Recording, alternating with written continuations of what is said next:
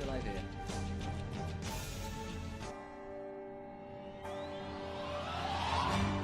Hello everybody and welcome to Encounter Roleplay. My name is Will and today we are back with Call of Cthulhu, and guess who forgot to fucking set up the cameras? That's this guy over here.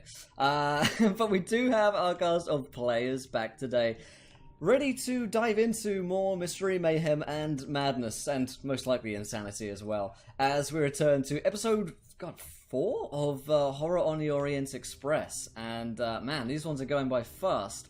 Every episode at the end, I'm like, it's been 3 hours, shit. But let's go around and meet our wonderful cast and crew. We should have Redundant joining us in a bit as well.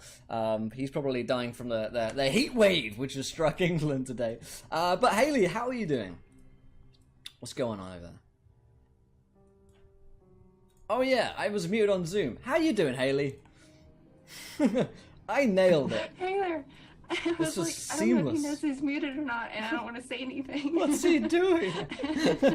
Why is he just silently speaking? Haley, how are Let's you? go live, and then mute. And then fuck him. I'm fantastic.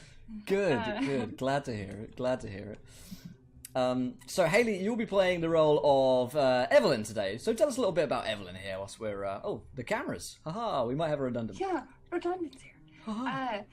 I am Evelyn, who is just a very reserved, quiet little librarian who loves her husband oh so dearly. Just loves him.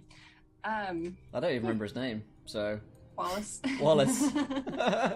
Okay, yeah, he wasn't the nicest guy, Wallace, and so you fled aboard the Orient Express of these guys, and it's only gone well since then. Oh yeah, it's been fantastic. It's a lovely trip through the countryside.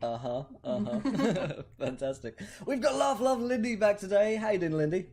I'm doing spiffy. Fantastic.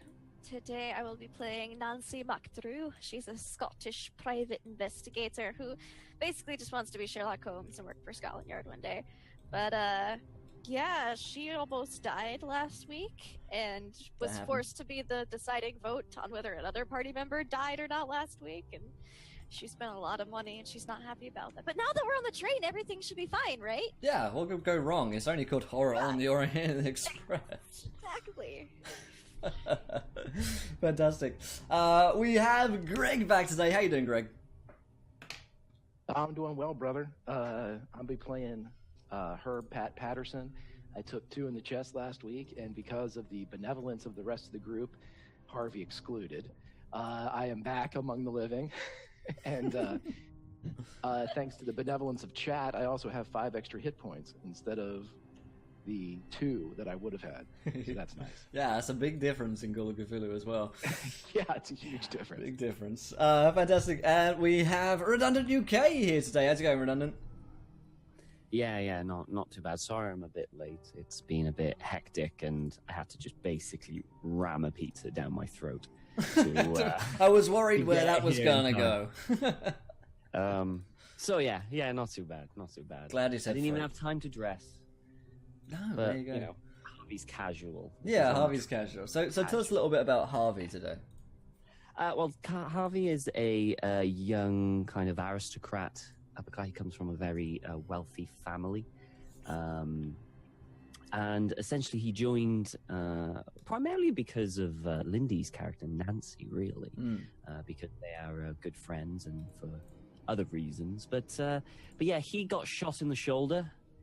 So he's not feeling the best at the moment, but hopefully some lovely cognac and some fine dining will improve his mood. Absolutely. So our characters today are aboard the Simplon Orient Express. The year is 1923, and they are going to be in the height of luxury and refinery for today's episode, at least for a little while at least. Now, the train is setting off from Paris and is heading to the Swiss town, but French-speaking town of Lausanne. And that's where we're going to be finding some adventure today. But let's remind ourselves of what happened last week. It's been a little while, and a lot of things happened last week. So the adventurers were in Paris, and they were ready to board the Orient Express, which was leaving in a couple of days' time. They'd researched this gentleman, Comte Fenelick, and had gone to an asylum looking for a piece of the Sedefgar Simulacrum, which is an ancient statue said to have great power, which is hunted for not only by the investigators but also by a cult of Turks who are willing to murder and butcher people to find out more information about the artifact. Now, their shenanigans in the asylum led them to seeing some horrors and abominations that they can't really unsee, and they've lost a lot of insanity due to that. They saw swinging dead patients aboard this catwalk and managed to escape after they found the ghost-like figure of Fenelik, who is still somehow alive, partially, you're not sure, but he certainly was able to speak to you. The Comte was a definite, confirmed necrophiliac and scary sex offender guy / murderer who'd managed to convince the Dr. LaRue to not only murder the former doctor of the asylum, but also somehow to gain the powers, perhaps, to convince hundreds of patients to hang themselves from a catwalk. Now, he told the party where to find the piece of the simulacrum, and in exchange, he would let them live to see who could find it first. So he's almost letting them live so that they can find the pieces of the artifact for him, to whatever ends he has. Most likely nefarious. They managed to find the piece of the simulacrum, but not before Dr. LaRue managed to place 2 bullets into Pat, who was almost dead, although Harvey, I believe, shotgunned the doctor to death before escaping from the police, taking Pat with them, getting him stitched up in basically a field hospital for $300, which in 1923 was, oh god, how much of your share was that? Like a good third of your money, perhaps, was shelled out on that. They do have $1,000 given to them at the beginning of the adventure, of course. So I spent a lot of that cash. I managed to hop aboard the Simplon Orient Express, where Pat is beginning to heal up. Now, before we dive into today's adventure and get aboard the Orient Express for the first time, I'm pretty excited. I'll remind you guys of a couple of ways you can interact with today's show. If you haven't followed yet, hit that follow button and join us. We have an interactive stream here. When we hit 20 followers, you guys get to decide anything which happens next in our campaign. In Call of Cthulhu, that could mean all sorts of aberrations and abominations enter the game, or it could be a good thing that they regain some sanity or find a useful clue. Here's a tweet for you guys as well. When we hit 20 retweets, we have another viewer decision. Same deal there. And of course, 2 new subscribers or patrons on the Patreon, and another one triggers as well. You can, of course, donate to affect the game. You can give players Nat 1s, Nat 20s, wild magic surges, and worse. So check out all that stuff if you want to help support the show and help us invest in sexy new artwork. So yeah, let's dive into our adventure and see what's going on today aboard the Orient Express. Now, let us begin. So, have some nice train music for us here in the background. As you guys are aboard one of the most refined ways to travel in 1923, aboard the Simplon Orient Express. The tickets had been paid for you by the English Professor Smith, and so you found yourselves in the height of luxury.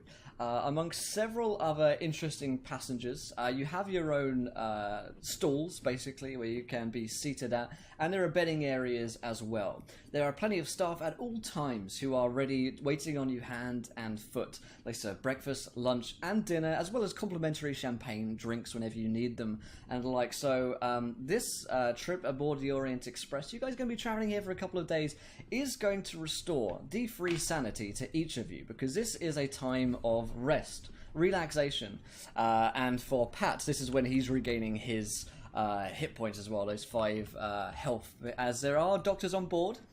I'm going to regain 1 sanity point. Not bad, not bad. Can I regain hit points too? Yeah, this is true, yeah. So this would count in, if we were playing D&D, as if it were a long rest. So each of you are going to go back up to the full health that you had. And it's just a nice time to relax and to not worry about the horrors that you've seen, and to rest on what you've learned. Now, there's lots of sleeping happening, I'm sure, for someone like Pat who's needing lots of care, and he begins to be able to walk again. He's going to have a permanent limp, as there's been a lot of damage done to his, I don't know what the term is, like neural system. You know, he's gone into a lot of damage was done to Pat. He was unconscious for a very long time. He lost a lot of blood, and that has resulted in plenty of damage to his body as well as his mind. Now, aboard the Simplon Orient, in the cart that you guys are in, there are plenty of other passengers to interact with before you stop at Lausanne. Now, you know that Lausanne is in Switzerland, and there is going to be a quick inspection by the Swiss police, as they make sure that there aren't any firearms entering into their country or any contrabands, although for such refined guests as yourself, surely that wouldn't be the case. You find yourself surrounded by rich people, basically, the posh sorts. The conductor of the train is one Mr. Durrich, who has great whiskers and always wearing his conductor's outfit and hat, and he'll come round to check on the guests. He shoots you quite wary glances a lot of the time. You've been hearing stories in the papers of foreigners, four foreigners who are matching your description, who are wanted in association for several crimes that have been committed. Not only a series of murders in London, but also a fire in Sheraton in Paris, from which you guys are almost directly responsible. So he hasn't approached you about it yet, maybe out of respect, maybe out of fear, but certainly there is a couple of eyes watching you guys as you are on the Orient Express. There is one Miss Felicia, who is a reporter all the way from England, and she has been very inquisitive with you guys recently. She's been asking a lot of questions about your own explorations, your own journey. She's very interested in the fact that, you know, Harvey also comes from England and is some kind of noble, and apparently she's writing a piece on travellers on the Orient Express for the Times. Whether or not you believe her is a totally different thing, but she does seem to be some kind of reporter at the very least. There is a sweaty, quite nervous-looking man named Peter Handelson, who's usually in a corner, keeping to himself.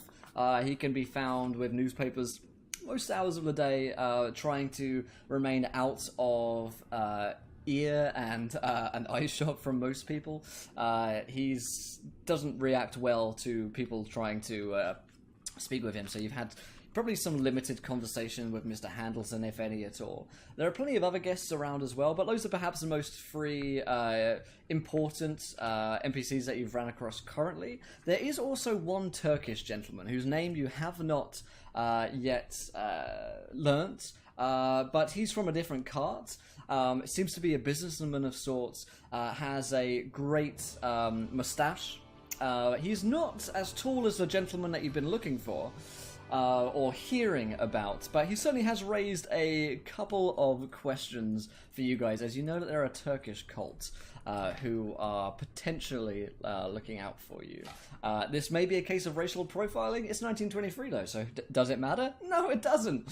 So yeah, you've spotted a couple of people around. So I want to learn from you guys what exactly you've been up to during this first 2 days aboard the Simplon Orient Express, where you've been drinking lots, talking to any of the NPCs in particular, and if you want to have any conversations with them, then now is a perfect chance to.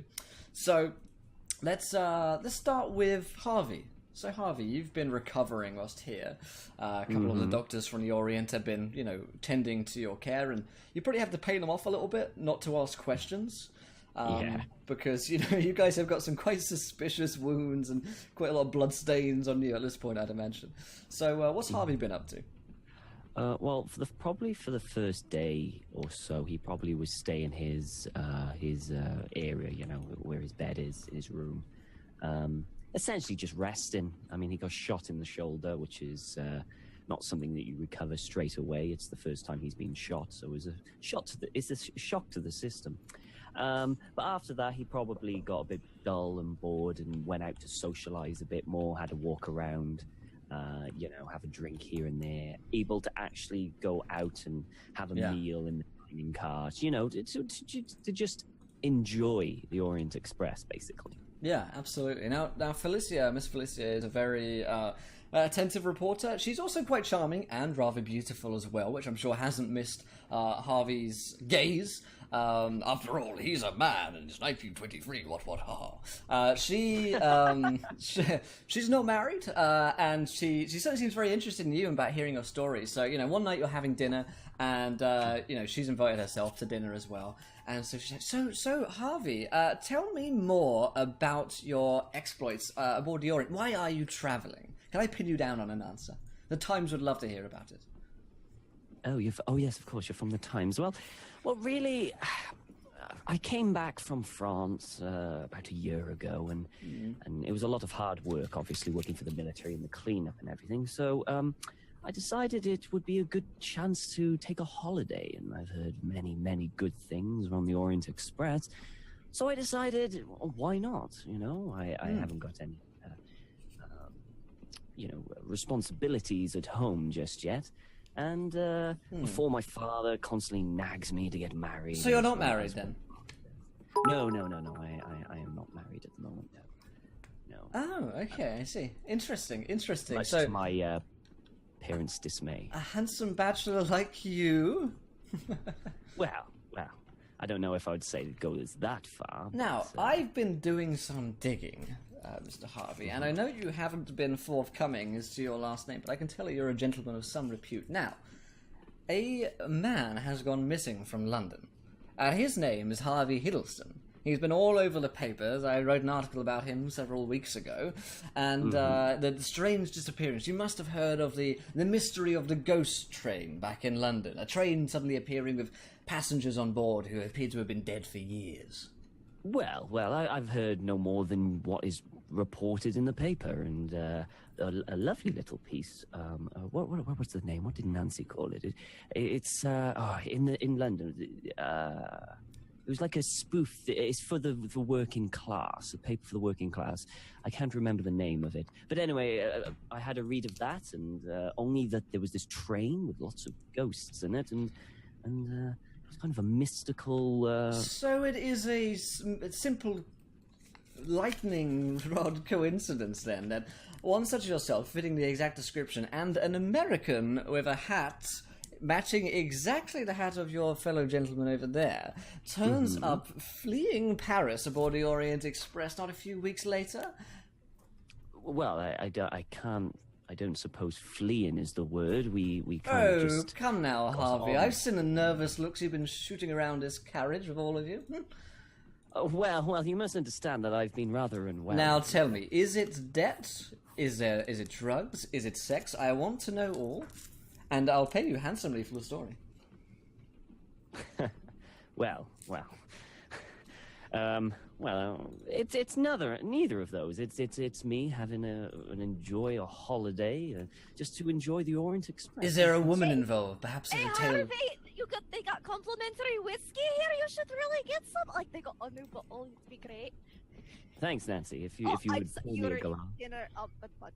No, that's okay, Nancy. That's okay. But as you can see, I'm here with my friend here. She wanted to join me. Miss Felicia, and she shakes your hand. Nancy, pleasure to meet you. Now, you look like a real investigator. Well, that would be correct. Really? So, your name is Nancy McDrew, I see. Fascinating. Nancy Drew? I don't know this Mac Drew you speak of. Very well. You can definitely see her writing Mac Drew in her notepad there. Very well. And you travel with this Mr. Harvey here, do you? Of unknown last name? Yeah, that Mr. Harvey here is a good friend of mine.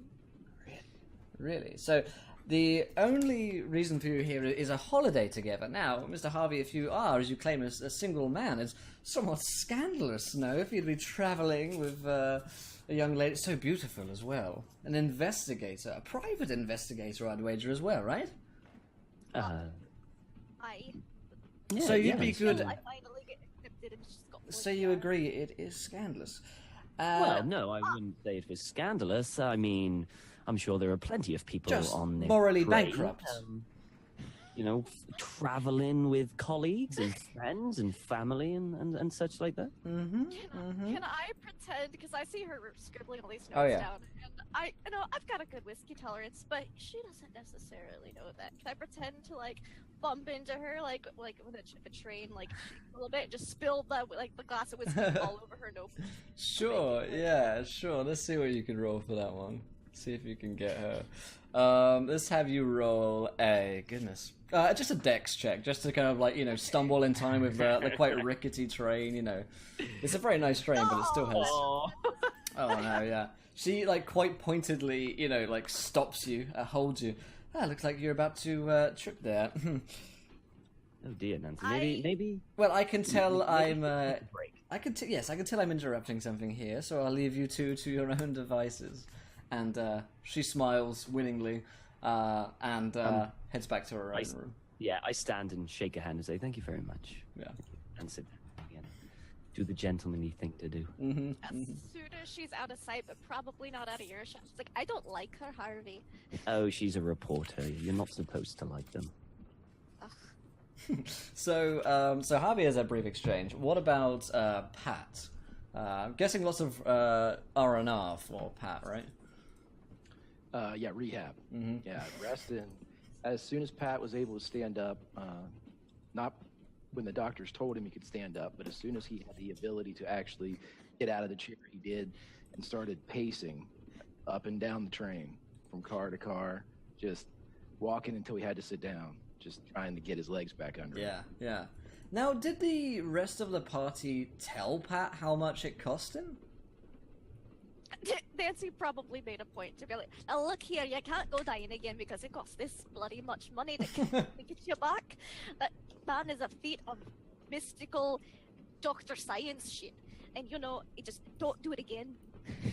Well, if we're having that conversation, Nancy, Pat would say, well, if I drop, let me lie. Don't come and get me back up unless, if it costs anything, you let me go. I ain't gonna risk the whole mission just because my dumb ass got shot by a doctor. Alright, well, don't get shot again. I'm just letting you know. And if you do die again-ish, do you want me to just let you lie, or get you a burial? Because we didn't have this discussion beforehand. Hey, let me lie. All right. Just let the dogs have me. I don't care. All right. Okay, so Pat, one day after you return from your stroll to your room, you find that there is a letter on your bed. The room would have been locked, so it's somewhat improbable that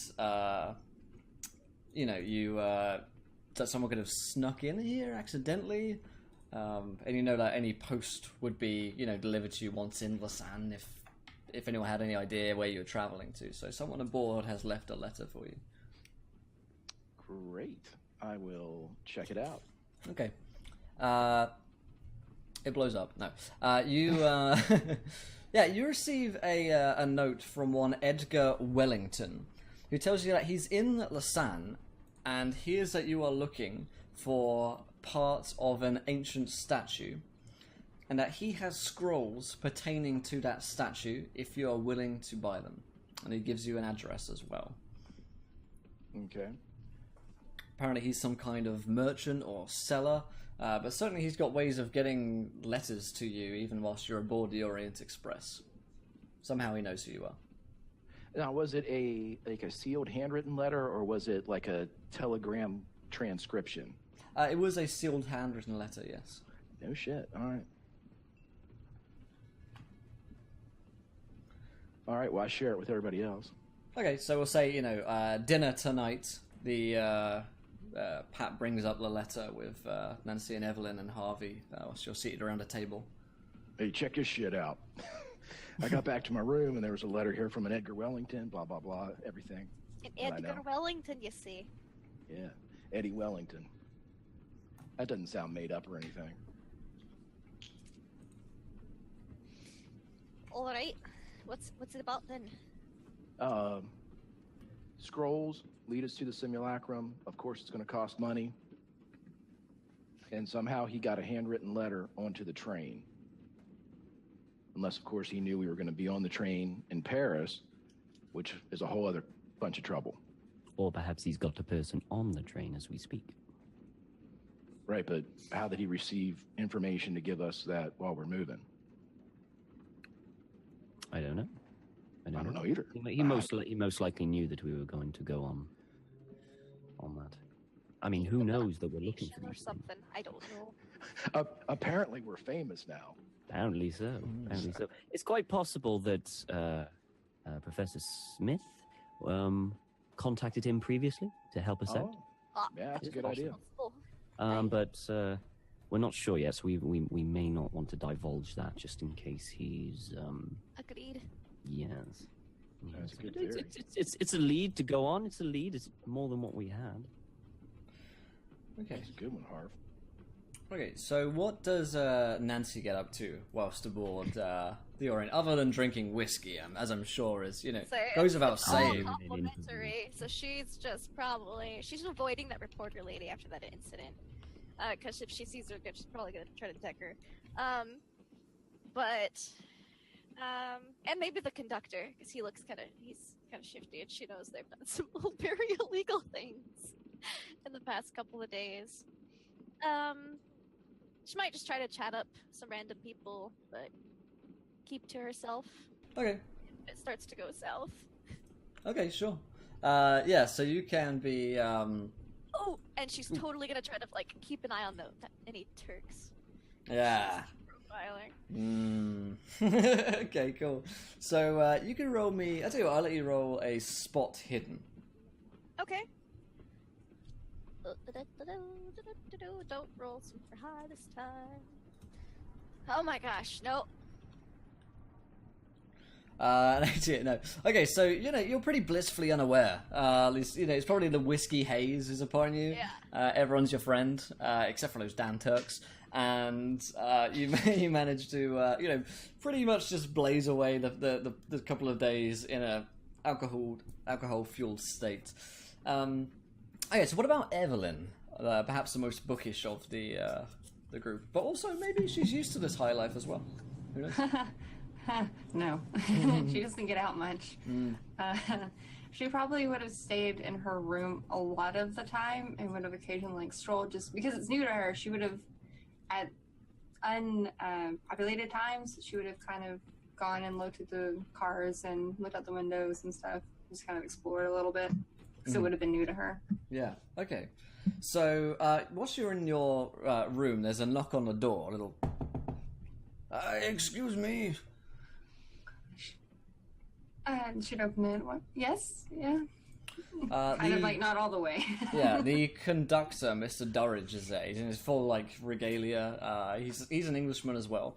And he's looks quite worried, quite concerned. Do you mind if I come in and we can speak in private for a moment?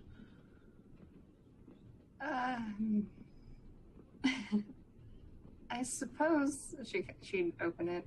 Yeah. So he closes the door for you as he steps in, and he says, Miss Evelyn, isn't it? She would be standing by the door. She wouldn't have moved, just so that she's near an exit. Yes. Okay, so he's gonna... He looks quite suspiciously at you.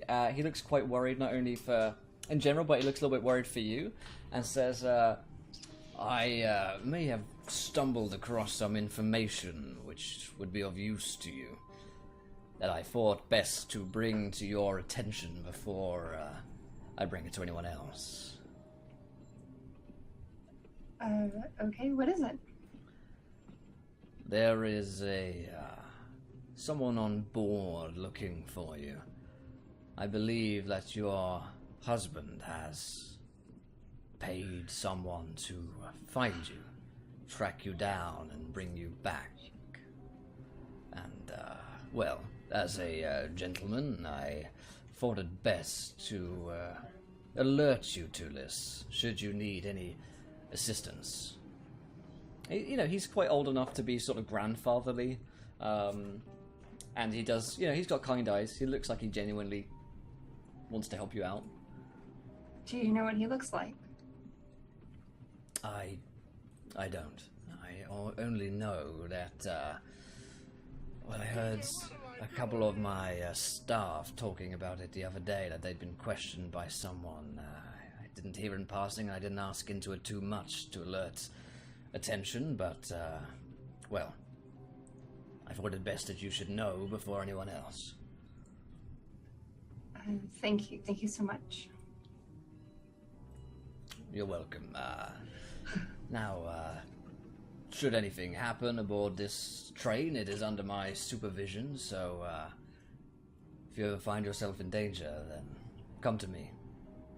And where would I find you? Oh, at the front carriage, if I'm not walking about and checking on people. Okay. Thank you so much. He smiles kindly and closes the door. Do you share this information with the rest of the party, or is this something which Evelyn keeps to herself?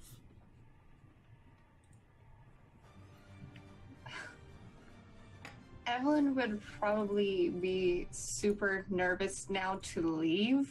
So if anybody were to visit her, she would kind of like mention it because she's like terrified. So she would stay in her room for the duration because she's going to be terrified to leave. I think Harvey would go visit her to see if she wants to come for dinner and stuff. Okay. She has been in I was there going to say, quite a too, that lot. Pat will be walking back and forth every once in a while. So As he walks by, I'm like, hello. So yeah, maybe Harvey and Pat, the gents have gone to see if the ladies want to go for dinner, so you're knocking on doors. And yeah, Evelyn, there's a knock at your door, and you hear Harvey and Pat talking outside. Come in real quickly. Okay. She shut the door. There is a man looking for me, apparently. My husband has sent him. Why would he do that? She's like real nervous. She's like fidgeting. I don't know. I guess he's just very, very, very upset with me. She's like shaking for leaving, I suppose. I thought he agreed. he didn't agree, did he? No, he did not. Oh, I see. Well, I suppose at the next stop, I suppose you could. Do you have a phone at your house? Maybe you could get a message to say that you're okay, and You'd have a telephone, sure. yeah, maybe we can call him next time at the next stop to ensure that he's okay. To let him know that you're okay. Yeah, Harv might be right here because let's say everything works out peachy. Eventually, you got to go back, even if it's just to get your stuff. He would not stop until I went home. There is no I'm fine. I would have to go home. Well, listen, Harv and I will have a discussion with this gentleman if he approaches you. Harv will do all the talking. I'll do all the glaring. And maybe we can reach an agreement, one that involves him not doing what he's doing right now in exchange for not getting thrown off the train. Yeah, well, we'll talk to him. I mean,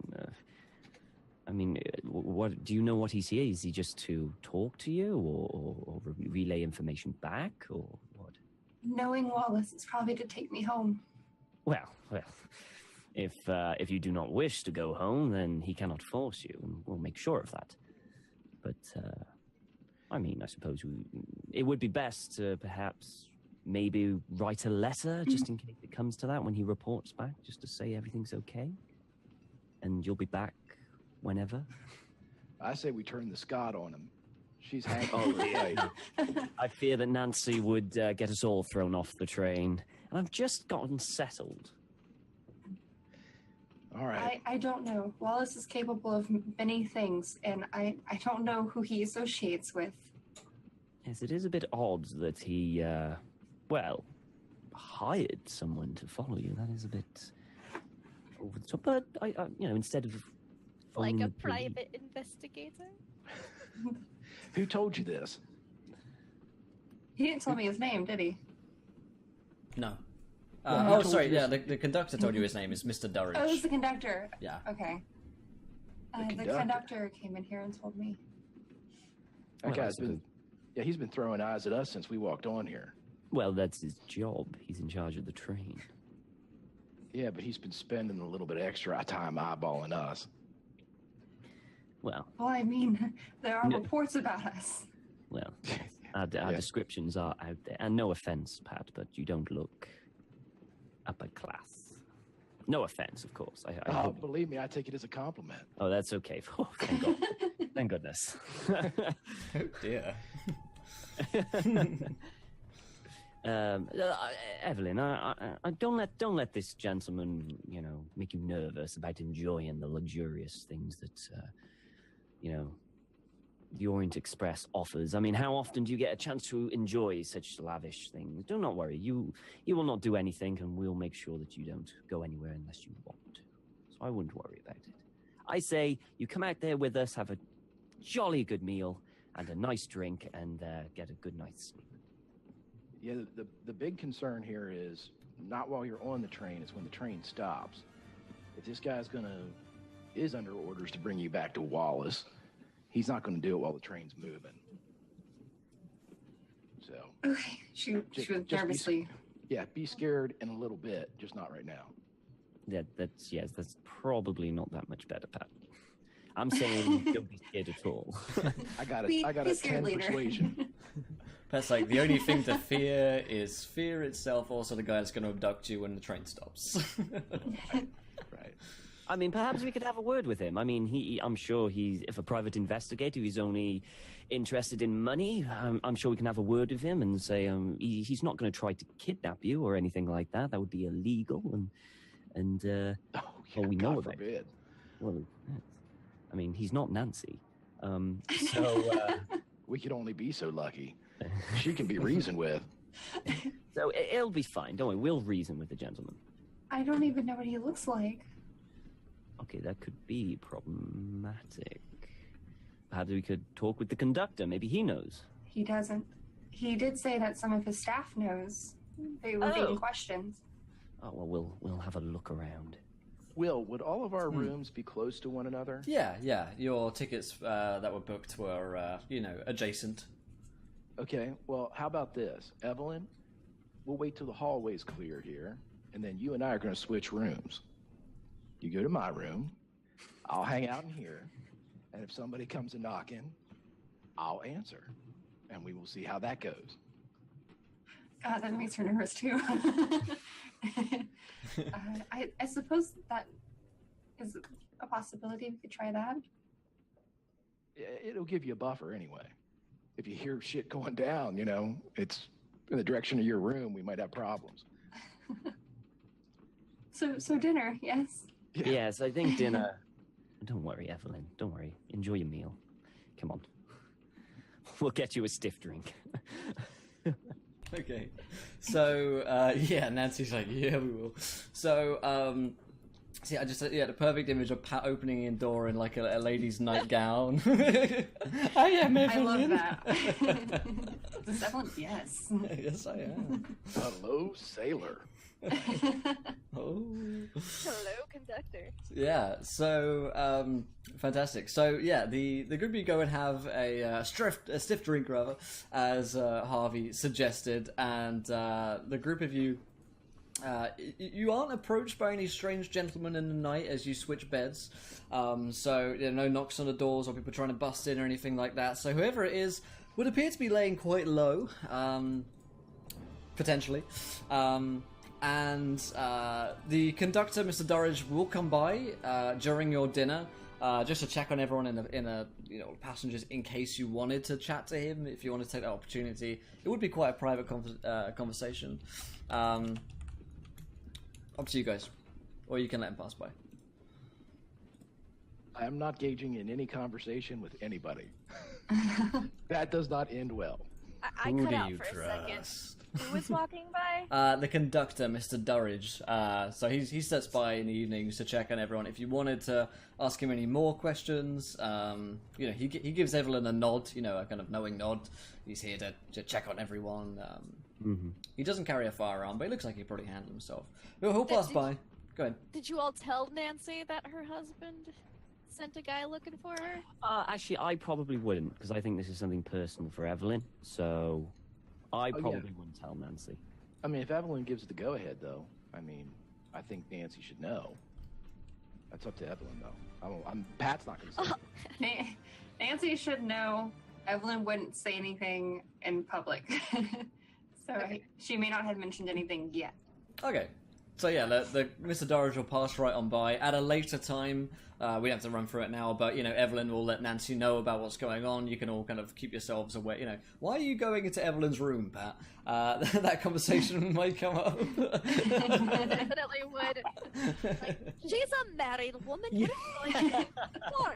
Her husband sucks anyway. I mean, I haven't heard good things about that. There's no reason to do it.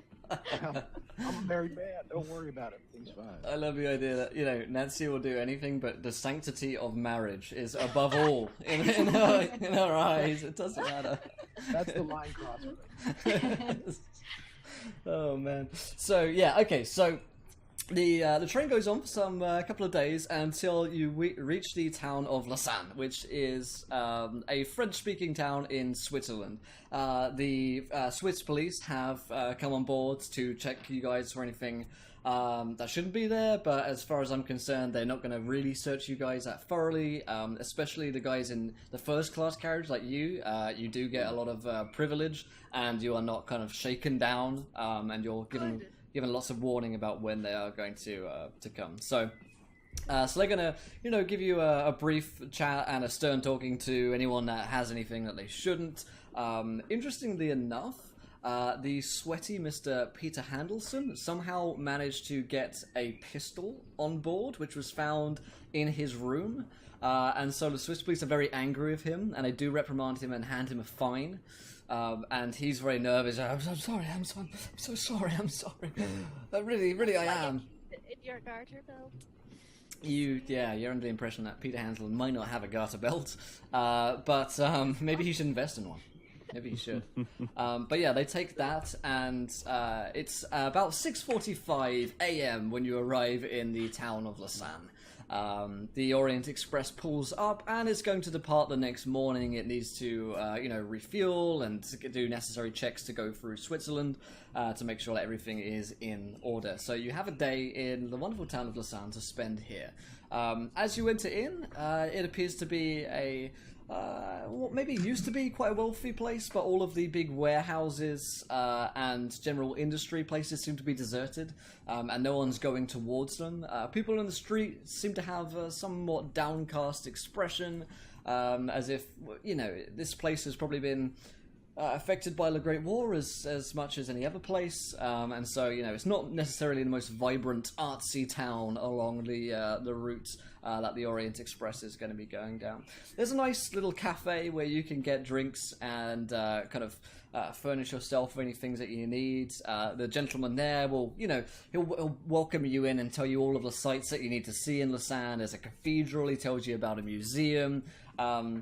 But of course, you do have that lead with this Mr. Edgar Wellington, and you do have an address as well. So I'm guessing at one point or another this morning, after you get yourselves the necessary breakfastings done, that you'll head over to Mr. Wellington's shop. So we'll cut to that. Unless there's anything else you guys want to do whilst in Lausanne this morning. I have one question, Will. Whenever we left the train, we were able to collect our belongings that were taken from us. I'm assuming that does not mean firearms at this point. Yeah, the firearms that you had that are kind of stashed away are not available to you to take. We've got one pistol, guys, and a single black room. Yay! Would I have noticed anything like suspicious when we were getting off the train? Like anybody? Yeah, roll me let's see, spot hidden. That's so And, Pat's looking too. Sure. yeah, no. Nancy is going to be keeping an eye out, looking, because she's a private investigator. She knows the tells. She's going to be looking for any other private investigators that might be, watching Evelyn. Okay. So we were in the town of Lausanne. You guys were heading over to one Mr. Edgar Wellington's house, who had sent you a letter. You seeing me online now? Nancy succeeded, by the way. Yeah. Okay. You guys see me online just as a double check? Yeah. Okay, cool. Yeah. Cool. So Nancy succeeds on her spot hidden check to find a creepy gentleman who might be following you around. Or lady, that is true, yeah. It's a reporter. Dun dun dun. Dun dun dun! Well, you do see Miss Felicia, who appears to be walking around the town of Lausanne, probably quite aimlessly. She doesn't seem to be following you guys, but you do see her dive into several little antique stores and stuff like that. There are actually quite a few of these around in Lausanne, and there's all sorts of oddities being sold in there. You spot Mr. Handleton, who enters into the same cafe that you've just come out of. Whether or not he's following you or not is hard to tell. He definitely does not keep any form of eye contact with you guys as he enters in. He rarely keeps eye contact with anyone. And you see Mr. Durridge, who is by the train. And he seems to be talking to the Swiss police about something or other. So, most likely routine, though, right? So, that's what you spot, Nancy, along your little route there. So, go ahead. Sorry, I was just about to say that throughout the journey, I was going to talk, casually talk to... the bartenders, the waiters and waitresses to try and see who this person was, because he did say that some of the crew of the thing know. It would be only like a casual kind of, just chat, Okay. to try and find we'll say that those, seeing as I don't want to rewind too much, but there is some of the bar people that you recognize who are kind of going around Lausanne, and they're coming into the cafe at this point. So you could stop and have a chat with them. So you could roll me a persuasion check to see if you can garner any information from them. Nope. Oh. I'm just being polite. Yeah. It's they're not particularly talkative. It's kind of we're not working right now. Maybe we talk later kind of deal.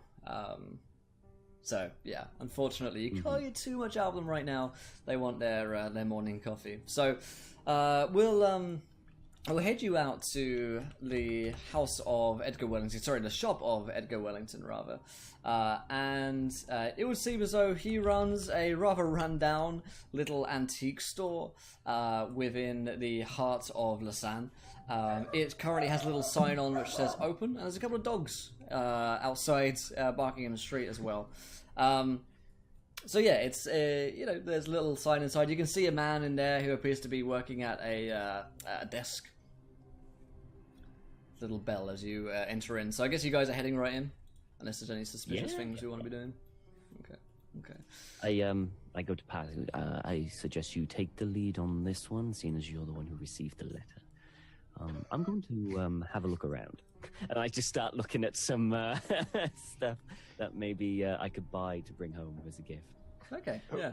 Okay, to recap, you want Pat to go and conduct this conversation. Yep. Okay. I have confidence. I don't. I have confidence. Wow. You're the only one. I'm glad I have you on my side, Harv. All right. I go up and kind of good. I casually slide the letter down on the table in front of the gentleman, and I say, Mr. Wellington, I presume. Yeah, Mr. Wellington, you presume, looks up. Mr. Edgar is only 35 or so, but he looks like he's definitely in his 50s. You can tell he's kind of got that, he's definitely younger, but he's kind of got that older look to him where he's probably seen too much. You see that there's not much hair remaining on his head, and that there are dark circles that ring his eyes, giving him a bit of a haunted look. He's a chain smoker, so he's always smoking a cigarette at any time, and he usually speaks with a cigarette in his mouth as well, rarely removing it, and then just to light up another one. He's wearing a little suit and tie, which looks like it hasn't been cleaned in several weeks, and he says, American. He looks down at the letter. Oh, that's right. And with a quite distinct Cockney accent, he reaches out to shake your hand. And he says, "Mr. Wellington, at your service." Pat Patterson. What can I do for you? Or what can you do for us, Eddie? You said something about having some scrolls that'll point us in the right direction. Yeah, first of all, who's the rest of you? I heard about you, cowboy, but what about the rest of you? They're about. You know, it's like herding cats. You know, they do what they want. I'm not their boss. Well, Just what? How do you know we were going to be on the train, Eddie? Oh, well, you know, I got a couple of mates, hear a couple of things, and, you know, Professor Smith being one of them. That's on you, Harv. Good job, man. So why don't you get your friends and then we can talk about this, scroll? All right, yeah. Well, my friends are about, and I have Harv's looking at whatever the hell he's looking at. So just what's the price here for the scrolls? Well, I can't do business with just one of yous, because I knows that there's more of yous, and the rest of you got more money than you have. So, your associates, please. And he gets out a little notebook. Are you sure about that?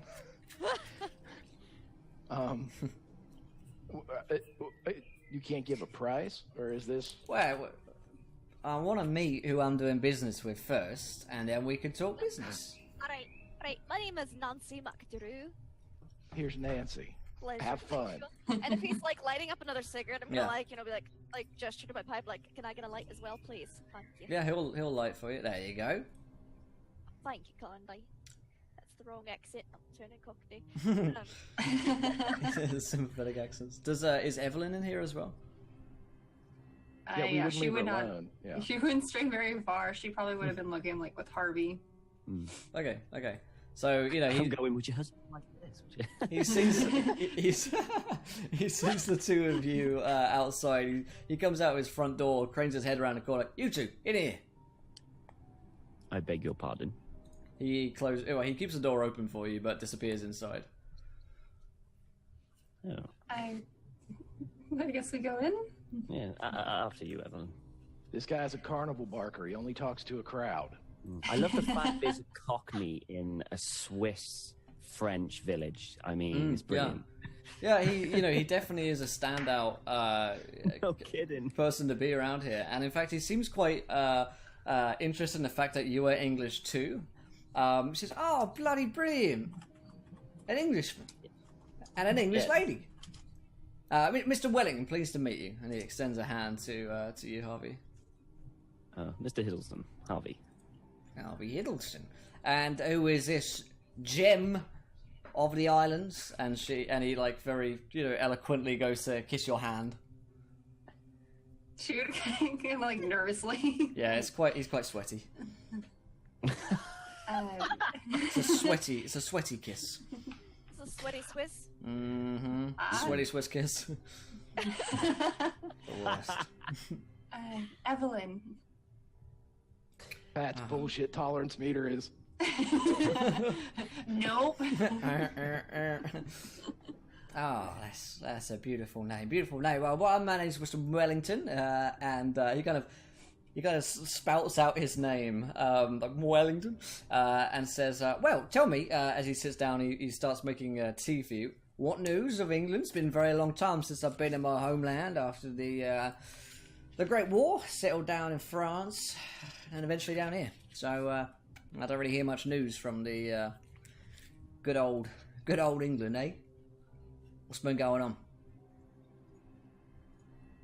Well, the usual, sorry, what's the year again?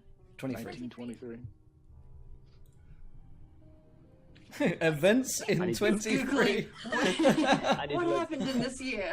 Well, it's been a lot of rain lately, Ah, yeah, isn't there always? Yes, it's been fine. Bolton won the FA Cup. Usual. 2-0 against West Ham.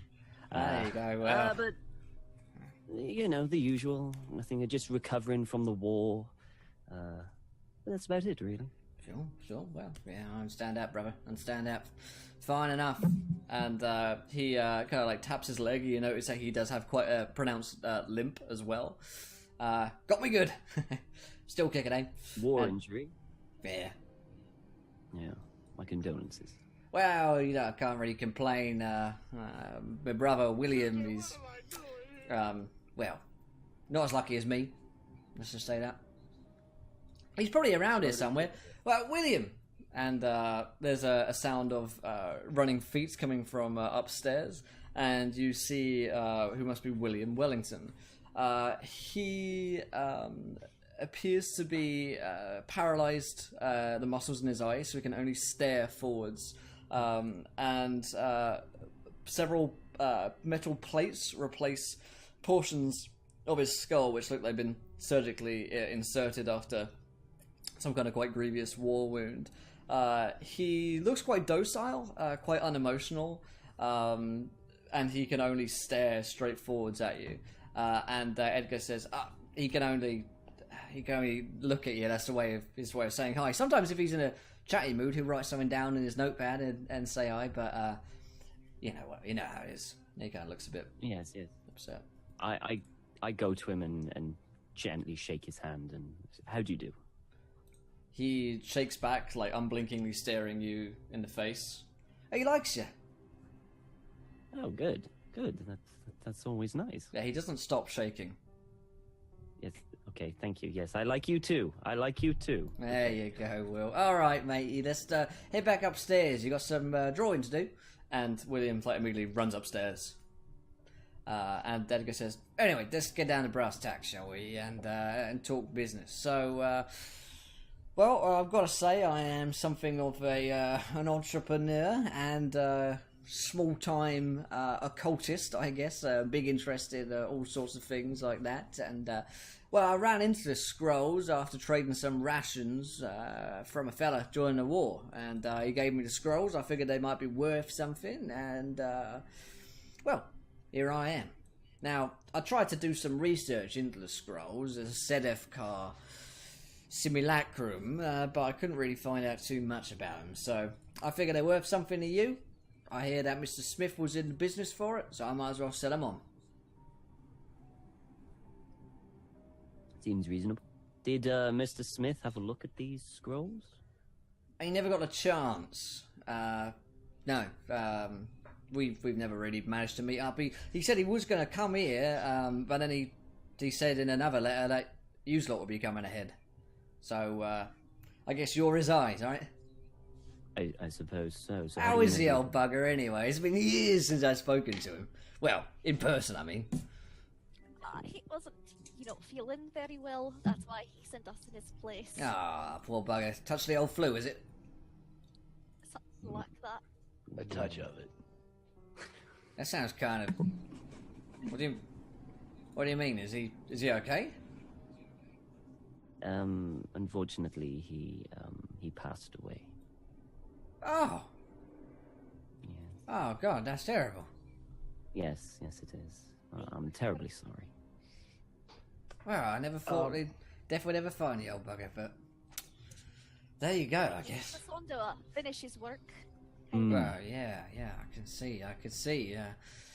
Well, I mean, I happily give you the scroll for $300. Okay. That's a coincidental number, right? Believe it or not, that is the number in the book. What are the odds? Okay, in character, Pat says, well, can we have our Professor Smith's protege, Evelyn, take a look at these to validate their authenticity?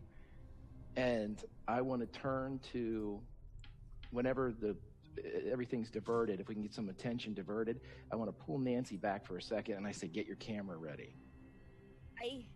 Yeah. The Mr. Wellington says, I'm afraid it's in a locked safe. I can get it, but currently I can't show it to you right now. Just while we're talking business, of course. Yes, of course. Well, you must understand, we can't conclude the business until we find the authenticity of these scrolls, because as you said yourself, the professor did not authenticate these scrolls, Yes. so we don't know if they are. Understandable. But you have to know that there is another buyer involved in this. And there's a little Oh, ding, really? And the door... Oh, speak of the devil. I And... bet it's the reporter. Oh no. I stand in front of Evelyn. It's not the reporter. In fact, it's a impeccably well-dressed man who steps in with a very nicely waxed moustache, which turns upwards slightly. He wears a little, Parisian-style hat, suit, and tie. He has a walking cane, at the top of which is tipped a snake head, which kind of forms a right tip. So you know this guy's got some wealth to him. And he steps in and says, Wellington, how's it going? In quite a thick French accent. And he says, this is my friend, the Duke. And the Duke very affably smiles, please, no more titles. And he introduces him as Duke Jean Floresa de Essiance. Oh my word. We can call him Duke Jean. That's what I wrote. Yeah, Jean. And he very, very kind of bashfully introduced himself. He's very, very friendly. Says, please, who are these friends of yours? And Edgar says, rivals of yours, actually. They're also looking to buy the scroll off of me. And the Duke says, well, looks like they got me beat. And he, goes to shake everyone's hands, introduces himself. He's a very friendly kind of guy. Yeah, I shake his hand and introduce myself as well, yeah. What can I say? I am Go ahead. No, I'm going to say this is an asterisk for the group. Pat's going to start talking. You're probably going to want to stop him at some point. It depends how far we want it to go. We Right. can laugh. If he needs more tea, you can talk. Yeah. Pat asks the Duke, "Are you on the Orient Express?" Oh no! I heard the Orient pulling up, but I can't say that I am aboard. No, I'm just I have a little estate here, and Wellington goes, it's fucking huge, is what it is. And he says, "Is it?" And I'm I'm a little interested in the occult. What can I say? Right. Of course, you're a big occultist. So let me get this straight. We pulled up in the train after getting a letter to come here. We came here. We were told $300 for something we've never seen. And as we started to hedge on that, here comes the Duke. The Duke's going to buy it too, guys. Oh. So it looks kind of like we're drumming up some competition from the Duke. If you already had a buyer, homie, why did you send me a letter? Can I nudge Nancy? Yeah. Wellington says, well, I didn't fucking know you were going to show up or not, did I? So I've got to look for other buyers. You can check his fucking credentials if you want, mate. And the Duke goes, I have to say I'm not in on any plan to fleece you of any money, my friends. $300 is what I was told as well. Perhaps we can bid on it. I also have not yet seen the scroll, Wellington. As you well know, I wish to. And Edgar says, yeah, you'll see it soon. I'll tell you what. Why don't I bring it to all of us? We can have a conversation about how we can best get this together. And why don't you take them on a tour of Lausanne? We can meet tonight, 7:30 Club. And Duke Jean says, I guess so. I guess that seems fair enough. Come on, I'll take you in my car. And outside you see that there is this very, very nice car, beautifully enameled and well polished. Perhaps I can show you my estate, show you my credentials. Maybe then you'll believe me, eh? American? My brain screams stranger danger. I know. We've got candy back at the estate too. Come on, little Pat has more words for both Wellington and the Duke, but instead of speaking, he just slowly rubs the bullet wound in his chest, as if reminding himself of what that got him last time. Don't ask questions, Pat. Yeah. This is not my job. So the Duke says, if you want. I mean, there are two very beautiful ladies, and Switzerland is delicious this time of year. Huh? This is very. The countryside looks very, very beautiful. Well, it was from the Orient Express. I can't see why not. I can't see it might be nice to explore some of the your country's lovely architecture and see some of your Of course. beautiful estate. Of course, yes. And we can also discuss more about your. Did you say a hobby of the occult? No, or is it just no, like we very much a hobby. My great grandfather, he had a couple of odd things lying around the house. And as I was growing up, after he passed away, I ran through some of them. Some very interesting books. Nothing too dark. I've heard that there are some very strange things, but I just have a scholarly interest in such things. And well, Edgar here has got me on a tight lead, and I'm very interested to read this scroll of his. So he kind of smiles affably. It's the same for you. You, my friends, a group of you. Perhaps you are a group of scholars. Well, not quite. We're more doing it for a professor back at home.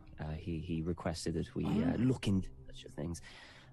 Professor Smith, I'm not sure if you've heard of him. Perhaps you have. Was he recently speaking in London about a poltergeist?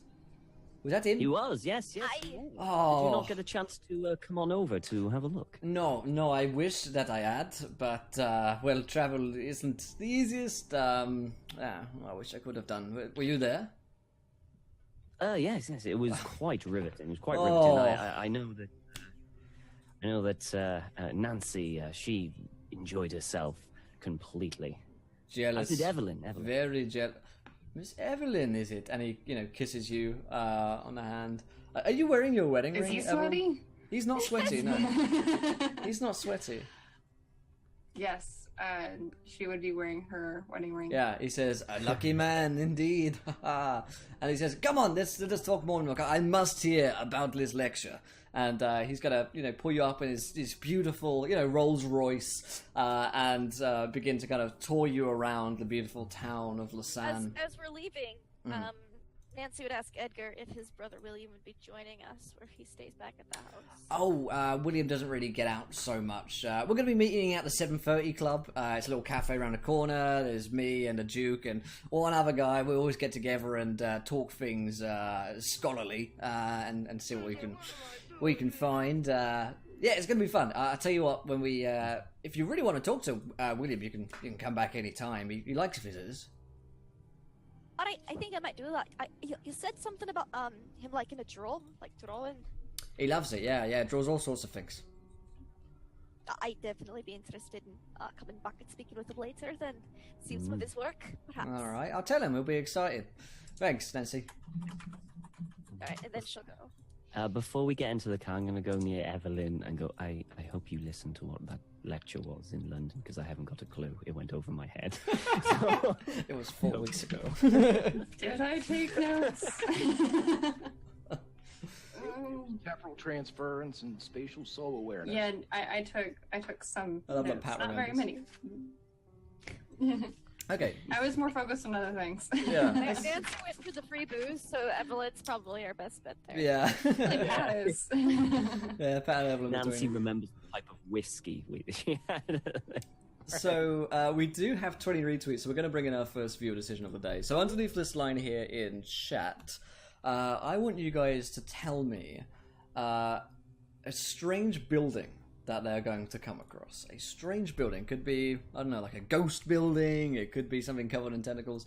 Underneath that line in chat, yeah, there. Tell me some ideas for a strange building. So, the Duke is very affable. He is going to ask you all sorts of questions about the England, your time there, any occult things that you've known, you've heard about. He's going to be very interested in Dr. Smith's lecture. All quite boring, really, but he's quite smiling. He does bring you to a cathedral.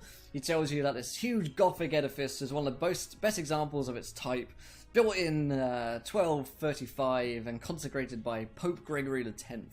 And he makes you go inside. He insists upon it. Is it a Catholic cathedral? Yeah.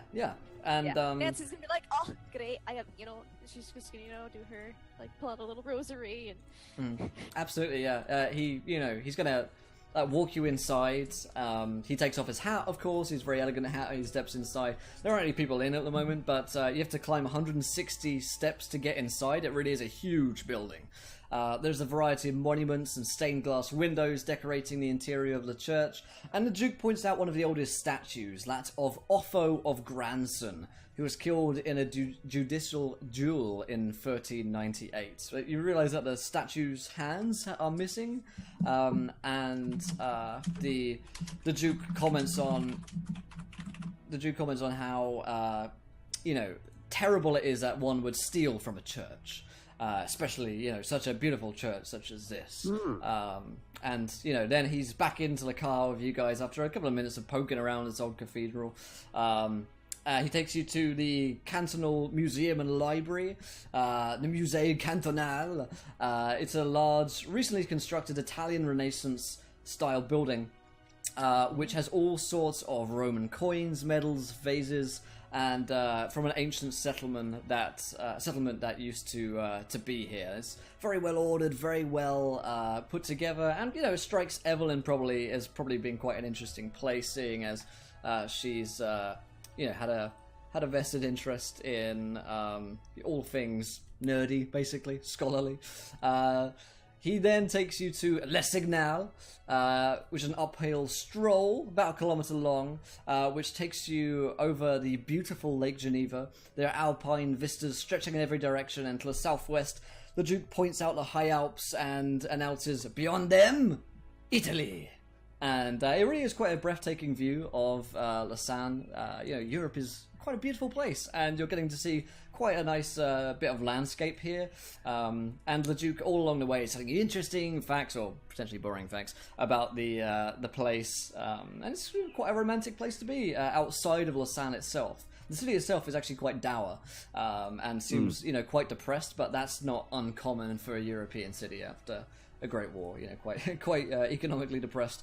And he takes you back to Le Chat Noir, which is his estate, which is a several kilometre long drive throughout his gardens and estate, which are perfectly kept, well-trimmed, beautiful gardens leading up to a delightful French chateau, and just absolutely delightful vista. And he kind of pulls up and says, "I'll have the driver take you back to town, but I have a couple of meetings to get to this afternoon, and I'll meet you 7:30 at the 7:30 club."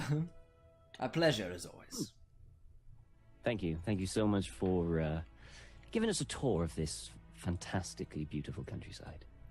He smiles, deeply bows, tips his hat to you all, kisses the lady's hands, and returns inside, where a couple of servants, hand him a couple of notes, and he gets off to whatever it is he does. You imagine his business is being rich, and the driver takes you back into the town of Lausanne. You have a couple of hours to explore around before 7:30, where you're due to meet with both Edgar Wellington and the Duke.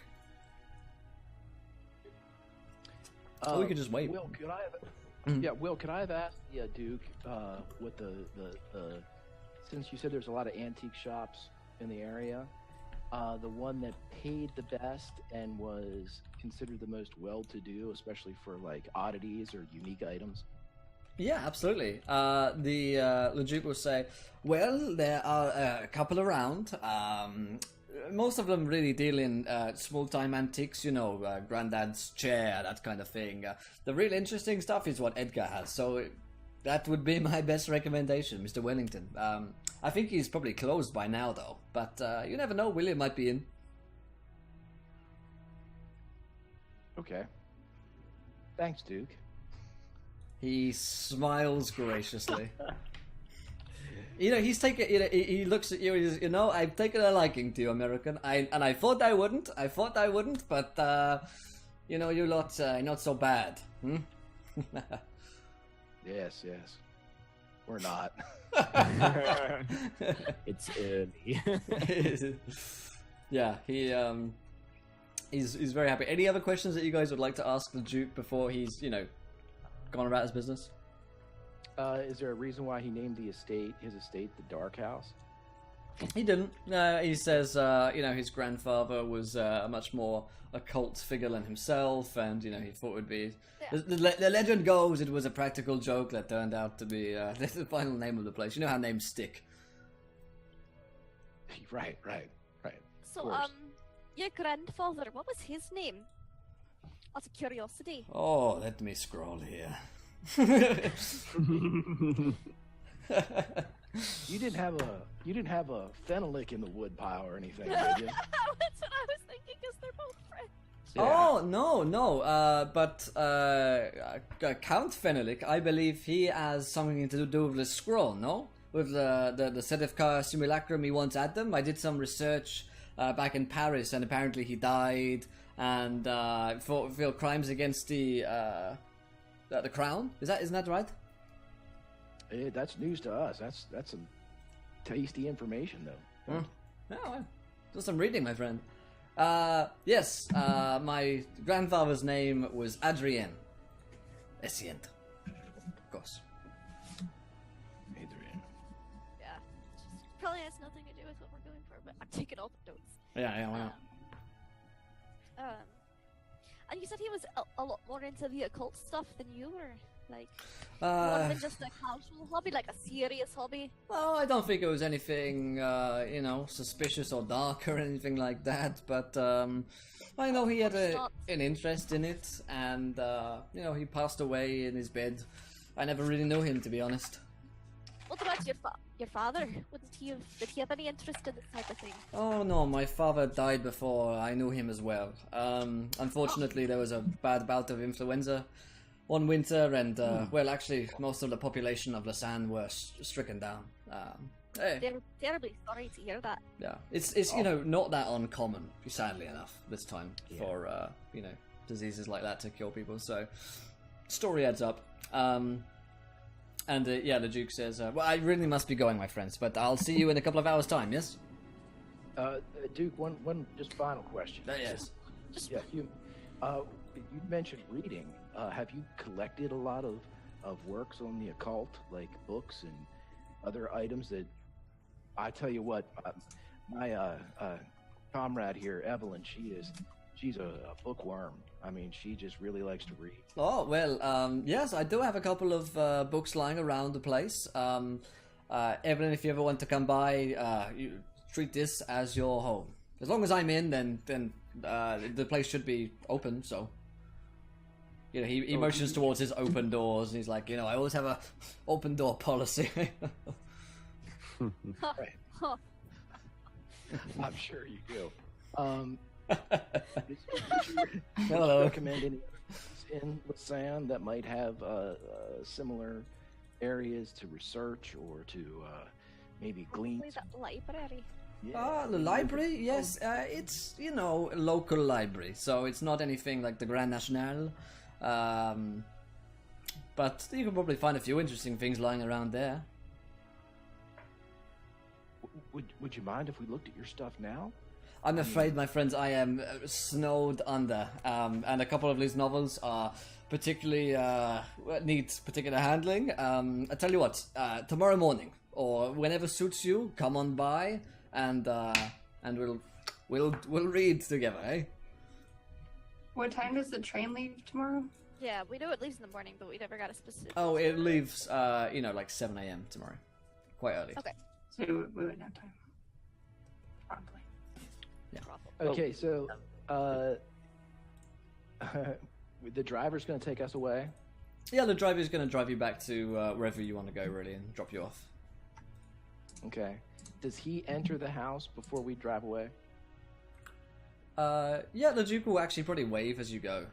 So he's going to be, keeping an eye on you. Bye, stays there. But he doesn't enter. He doesn't enter the house until we're gone. Yeah, correct. Okay. Okay, so yeah, the car pulls away. Anywhere in the sun you want to explore before your 7:30 dinner with Wellington and the Duke? Harvey's going to suggest potentially the library, just to have a look up, see if there's any local history or local. See if there's any connections to that town where that other Duke was from. what's his face? Mm. Crazy necroma guy. Comp Fenelic? Yeah, Fenelic. That's the man. Yeah, I think we should turn Evelyn loose in one of the hot spots. Yeah, Oh, well, Just don't leave me alone, Unleash please. Don't the worry, Evelyn. I'll be with you, and don't worry. Okay. I'm also a bit curious about his brother. Maybe he's, seen it, look at these scrolls or something. Maybe he's got some interesting drawings. Maybe If you're he's going to drawn a talk- couple of them. Yeah, what I don't disturb him too much, the poor fellow.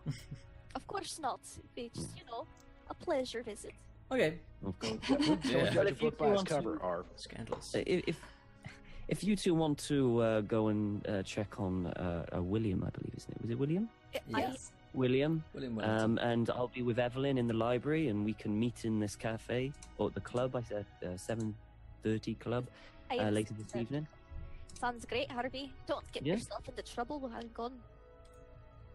I promise. I promise. As I if don't I think ever. it's us you need to worry about. Yes.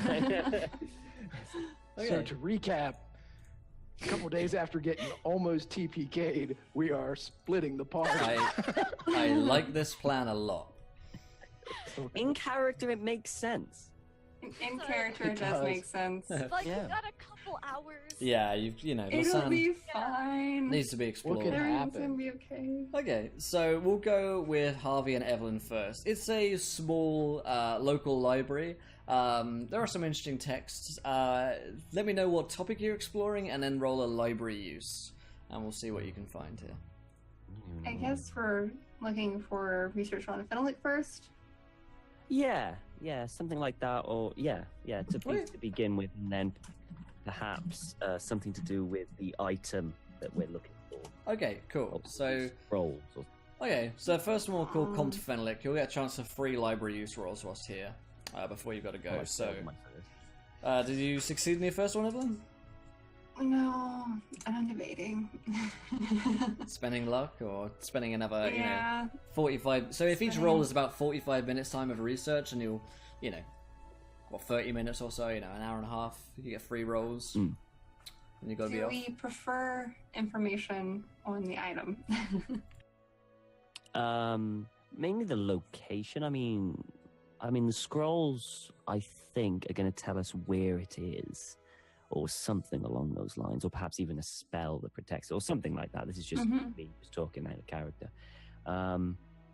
So, to be honest, any information, I just don't want to be reliant solely on getting these scrolls. Because we may not end up getting them. Yeah, because if we get into a bidding war, we're going to lose badly. Oh, certainly. So I just don't want to be reliant on we have to get these scrolls. So I suppose anything and everything, Okay. if I'm honest. Okay, so a broad range of topics for the second half hour. Yeah, let's try again. Okay, we'll give this a go. Okay, yeah, we did There it. we Yes.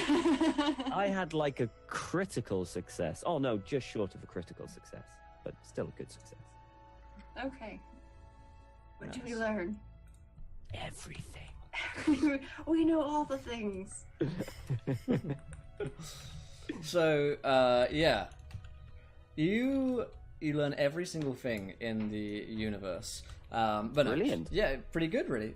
So, Evelyn, you wanted to look into a broad topic of things regarding the compt and the item and all this stuff, right?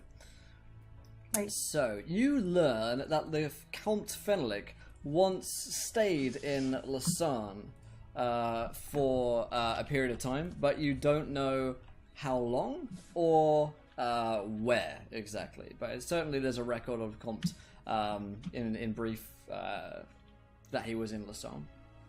Okay.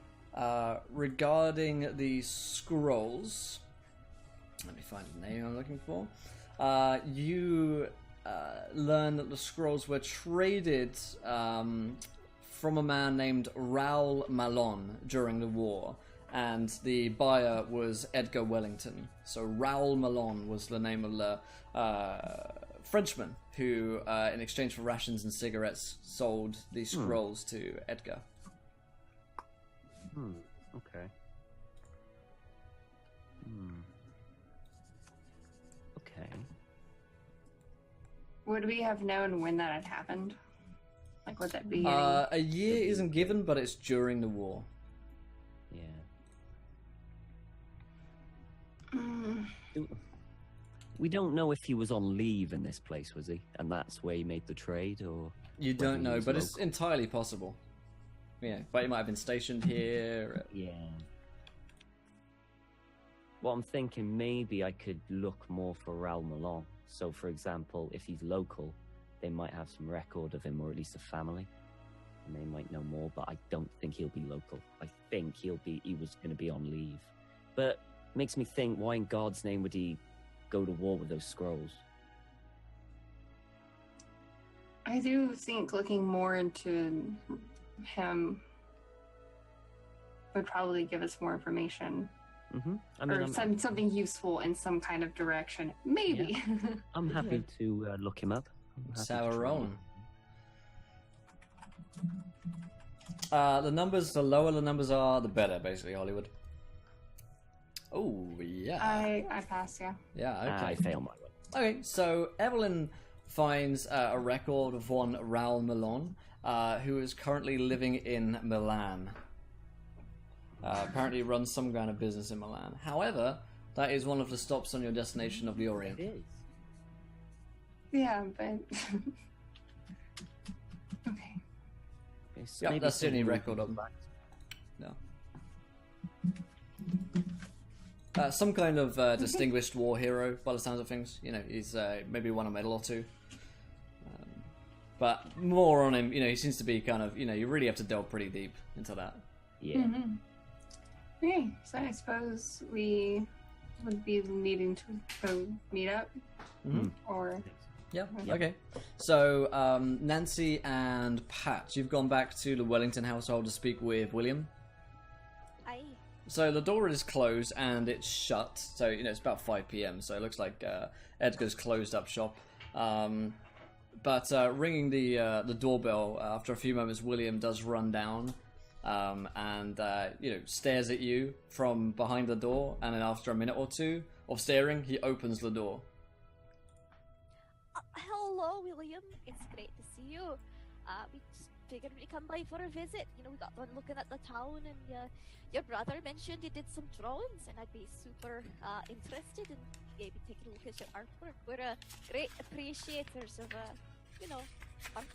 He, scrambles into his little notebook and starts writing something down. Okay. And he writes, "Nice day," and stares at you. It is a nice day out. I mean, the weather, it's fairly decent. There's just, a lot of buildings. And if there was, a little bit more art in these buildings, we'd be more interested. But, He writes on a piece of paper, "Welcome to Lausanne." oh, thank you. It's great to be here. I wish we could stay longer. Get to know you better. But, our train leaves in the morning, so I figured, while we had time before meeting up with your brother for that meeting with the silly scroll stuff, we'd figure hang out with you. You seem like a reasonable lad.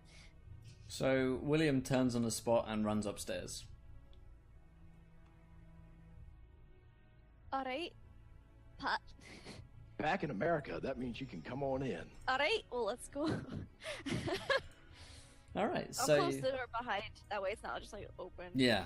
So you head upstairs with William, and you enter into his room, and you see that he's done a lot of paintings. He's done a lot of paintings in his room. All of them seem to be of Lausanne, the city of Lausanne itself. He seems very interested in the architecture.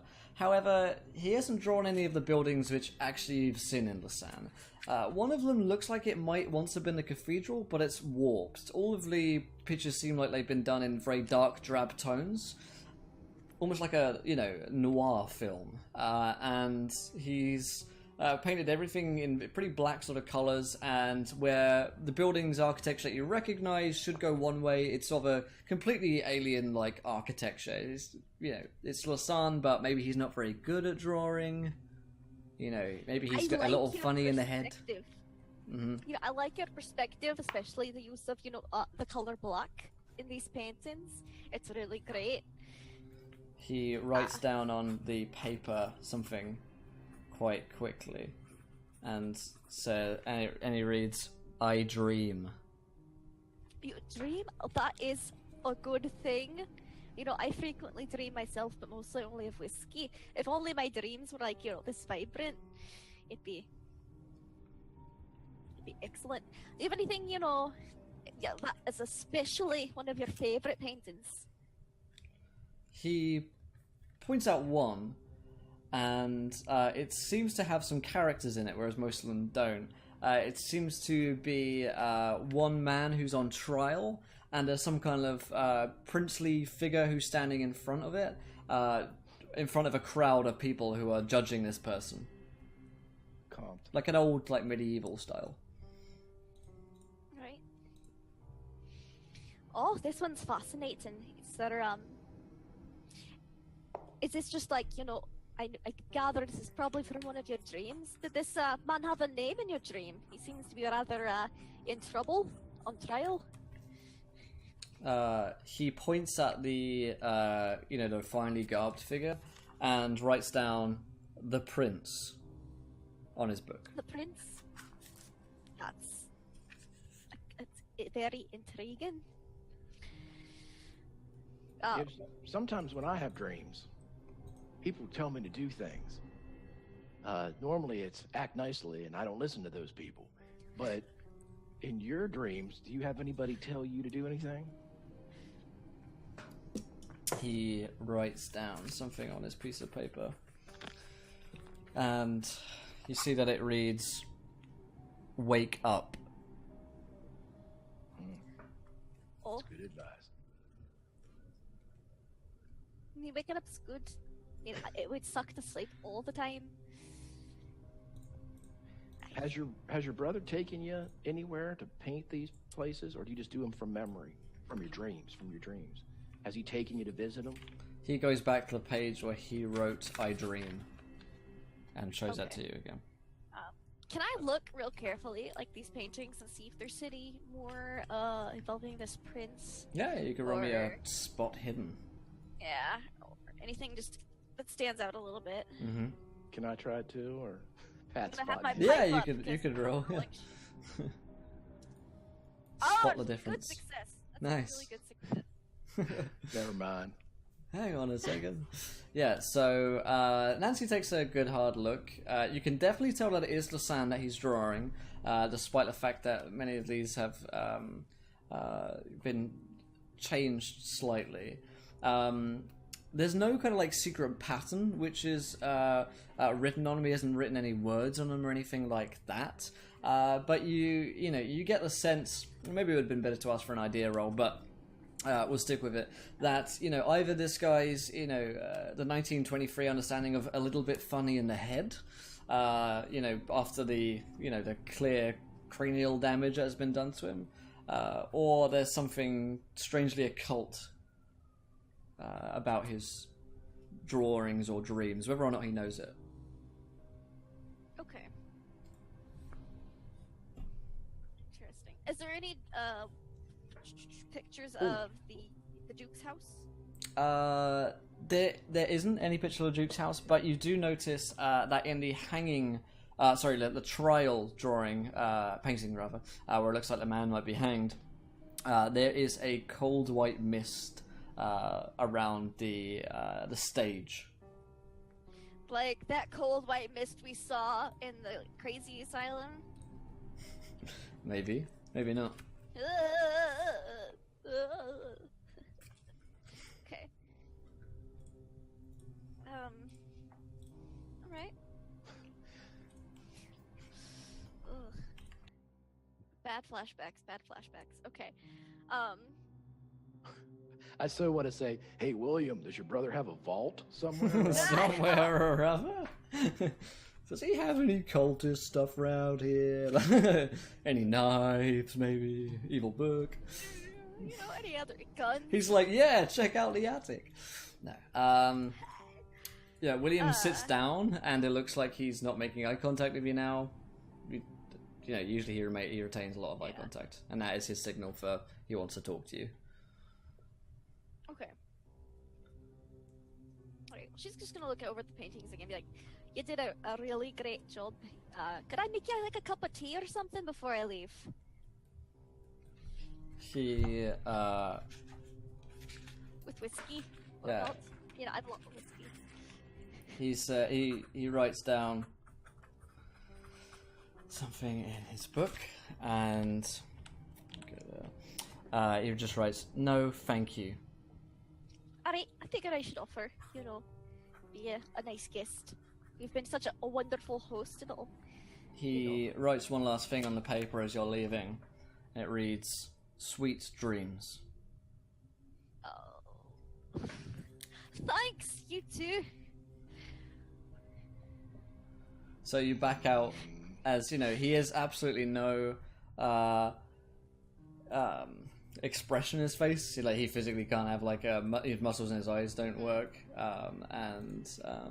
yeah, he's clearly been quite badly damaged by the horrors of the war, and he's gonna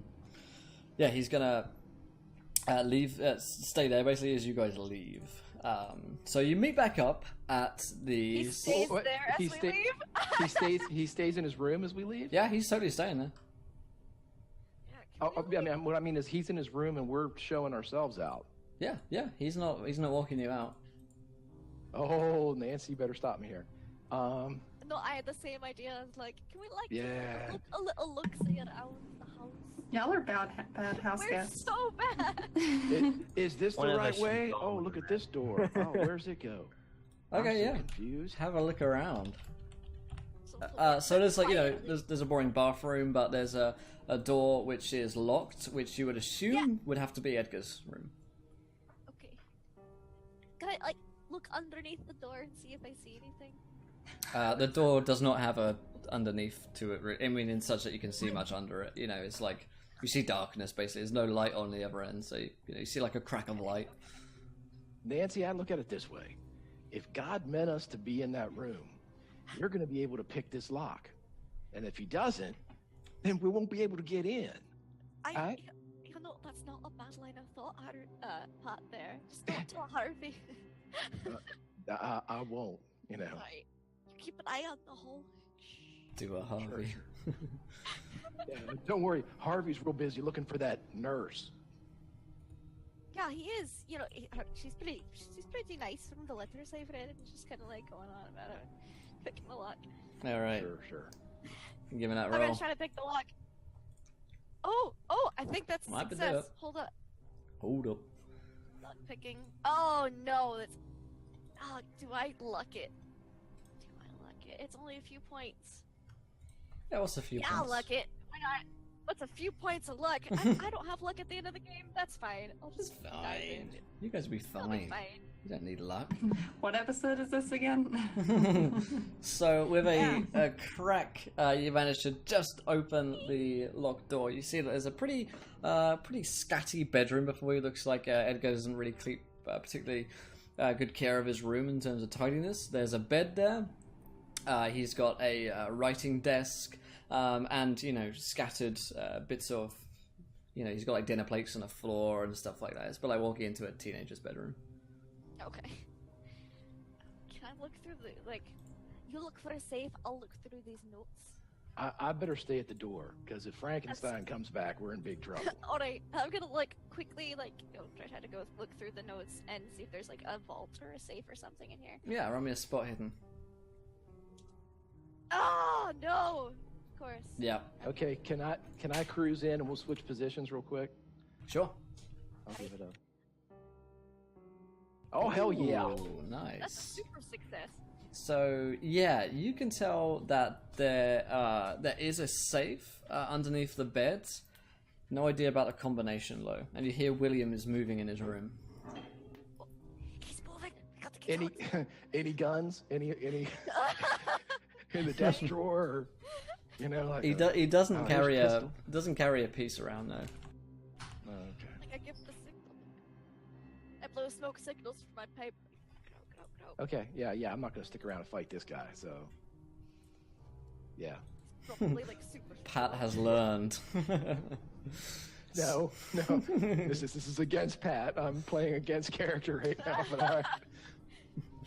So, I have learned. Did you say a combination not on the disc or anything? there wasn't. I don't. Okay. So yeah, you kind of you head out just as William kind of steps out into the hallway, and he's got something on his pad that he's written. It just says goodbye. Oh yeah, goodbye. Yep. I had to tie my shoe before we left. I didn't want to trip down the stairs.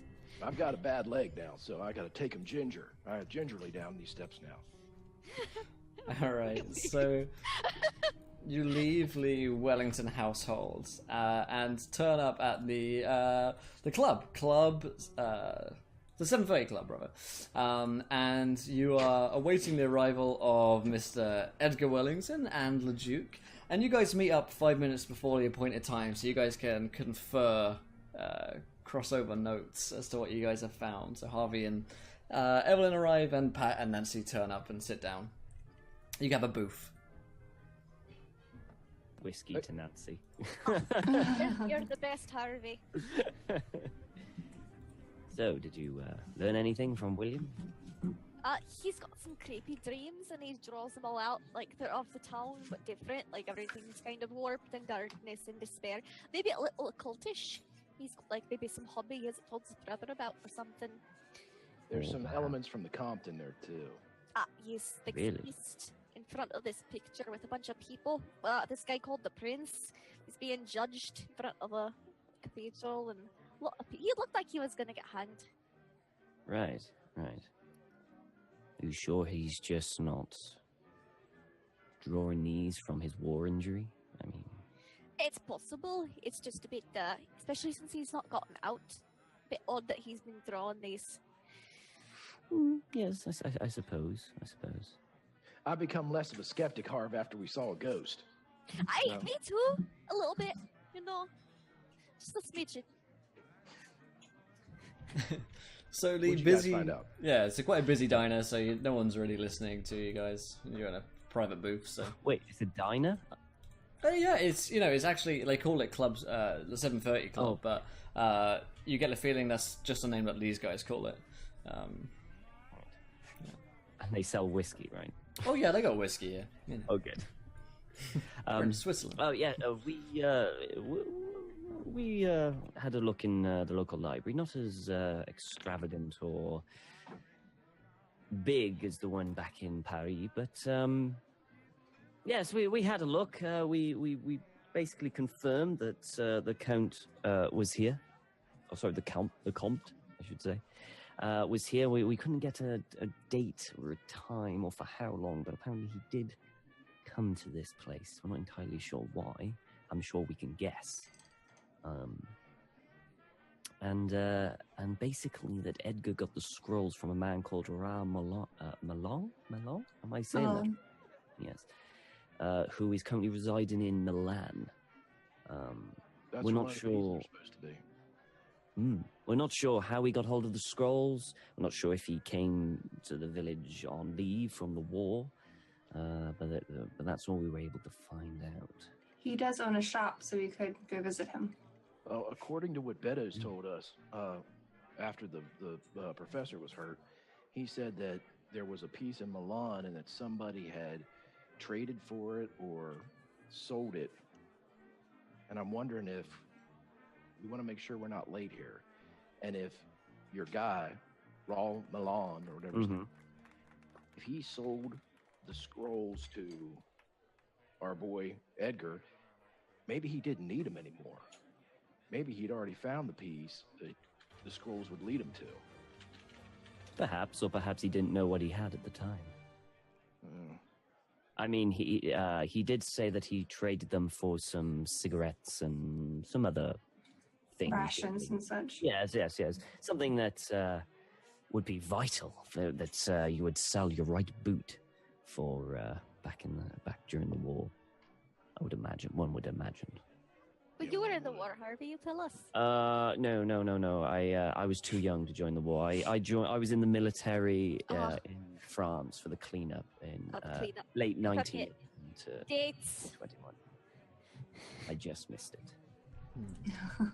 So, whilst you guys are discussing this, a gentleman comes by who you don't recognise, but this may be the third member of the 7:30 Club. He is a handsome, charming young man who's currently wearing a jumper, quite, of good make. Looks like it's got some good wool content in that. And maybe some silk. And he's got this charming flop of blonde hair, perfect teeth, and he smiles at the group of you and says, "Ah, so you must be the friends of my friends. Let me introduce myself, Maximilian von Verstheim." And he does a little bow.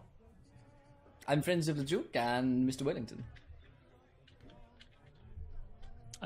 Harvey gets up and shakes hands. "It's a pleasure to meet you. Pleasure to meet you. My name is Harvey. These are my lovely companions, Nancy." "Ah, yes. Evelyn and Mr. Pat." Pat, yes. I shake his hand. Yeah, okay. And he sits down and says, "Unfortunately, our friends are a little bit delayed." He said that some business won't take them any more than 20 minutes, so I guess we should chat whilst we wait for them.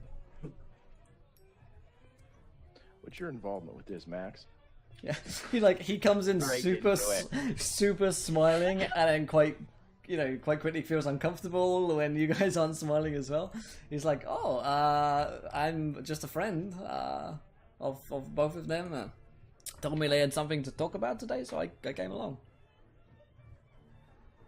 Well, I was just saying because those two seem to have a passion, whether it be more than a hobby, for the occult.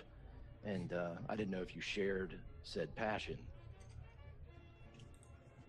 Nothing more than scholarly. But yes, we talk about it from time to time. Did you happen to have a look at these scrolls that Edgar said that he had? No, I believe he's bringing them tonight, though, so we should all get a good look at them. Indeed.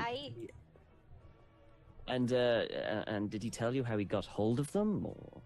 I believe he traded them from some man during the war, no? Yes, I believe that's what he said. And has he tried to sell them any previous, or is he just no one wanted them? I believe he had contact in England who was going to buy them, but I think that fell through, and now he's looking to sell them now, just get them off his hands, He said he was doing research into them, and, well, probably came to a dead end, and... So basically he just wants to get rid of them, really, doesn't he? If there's going to be someone who could use them better, then... I mean, the Duke has lots of money. I can't say I'd blame the guy. No, that's true. Has the Duke been asking to buy them for a while? I think a little while. You only heard of them recently when Edgar brought it up a couple of weeks ago, and since then the Duke's been doggedly pursuing, and I've been watching at the stands to make sure that all of our friends remain that way, Absolutely. Yes, of course. Maybe that's why Harvey buys me whiskey, and I'm just like... One of many reasons. So, I give you a hard time. So I couldn't help but overhear as I was coming in about the war, and I figured after waiting I might as well tell you a little story of mine, no? Yes, please, go ahead. So, Maximilian begins his long episode. It's basically an epic, the story of his life. He tells you of a fantastic story about his brother who died a war hero during the war, and he was at his side fighting. And by the end of the story, you do not believe a word of anything that Maximilian's actually said. But well over 30 minutes have passed by the time that his story is finished. And so he's definitely a talker, and he'll finish the story off. And I really don't know where our friends could be.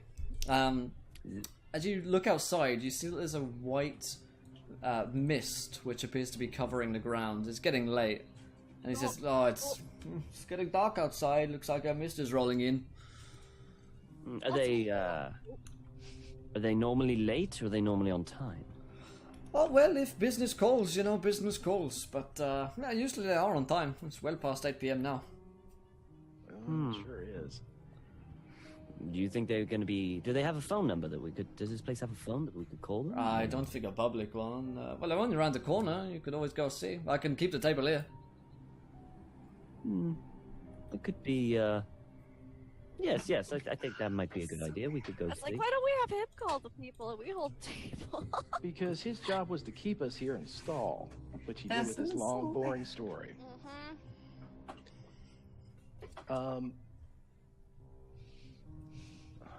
Hey, Maximilian, why don't we walk over to the shop and make sure, William could have had a fall or something. I mean, my God, the poor boy. Roll me a persuasion check. Poor lad. Oh, Jesus. No. That always tries to be persuasive and can't make it up the scene. I think I'm the most persuasive person, but Pat always Yeah, did it for me. that's Oh! quite a fail, actually.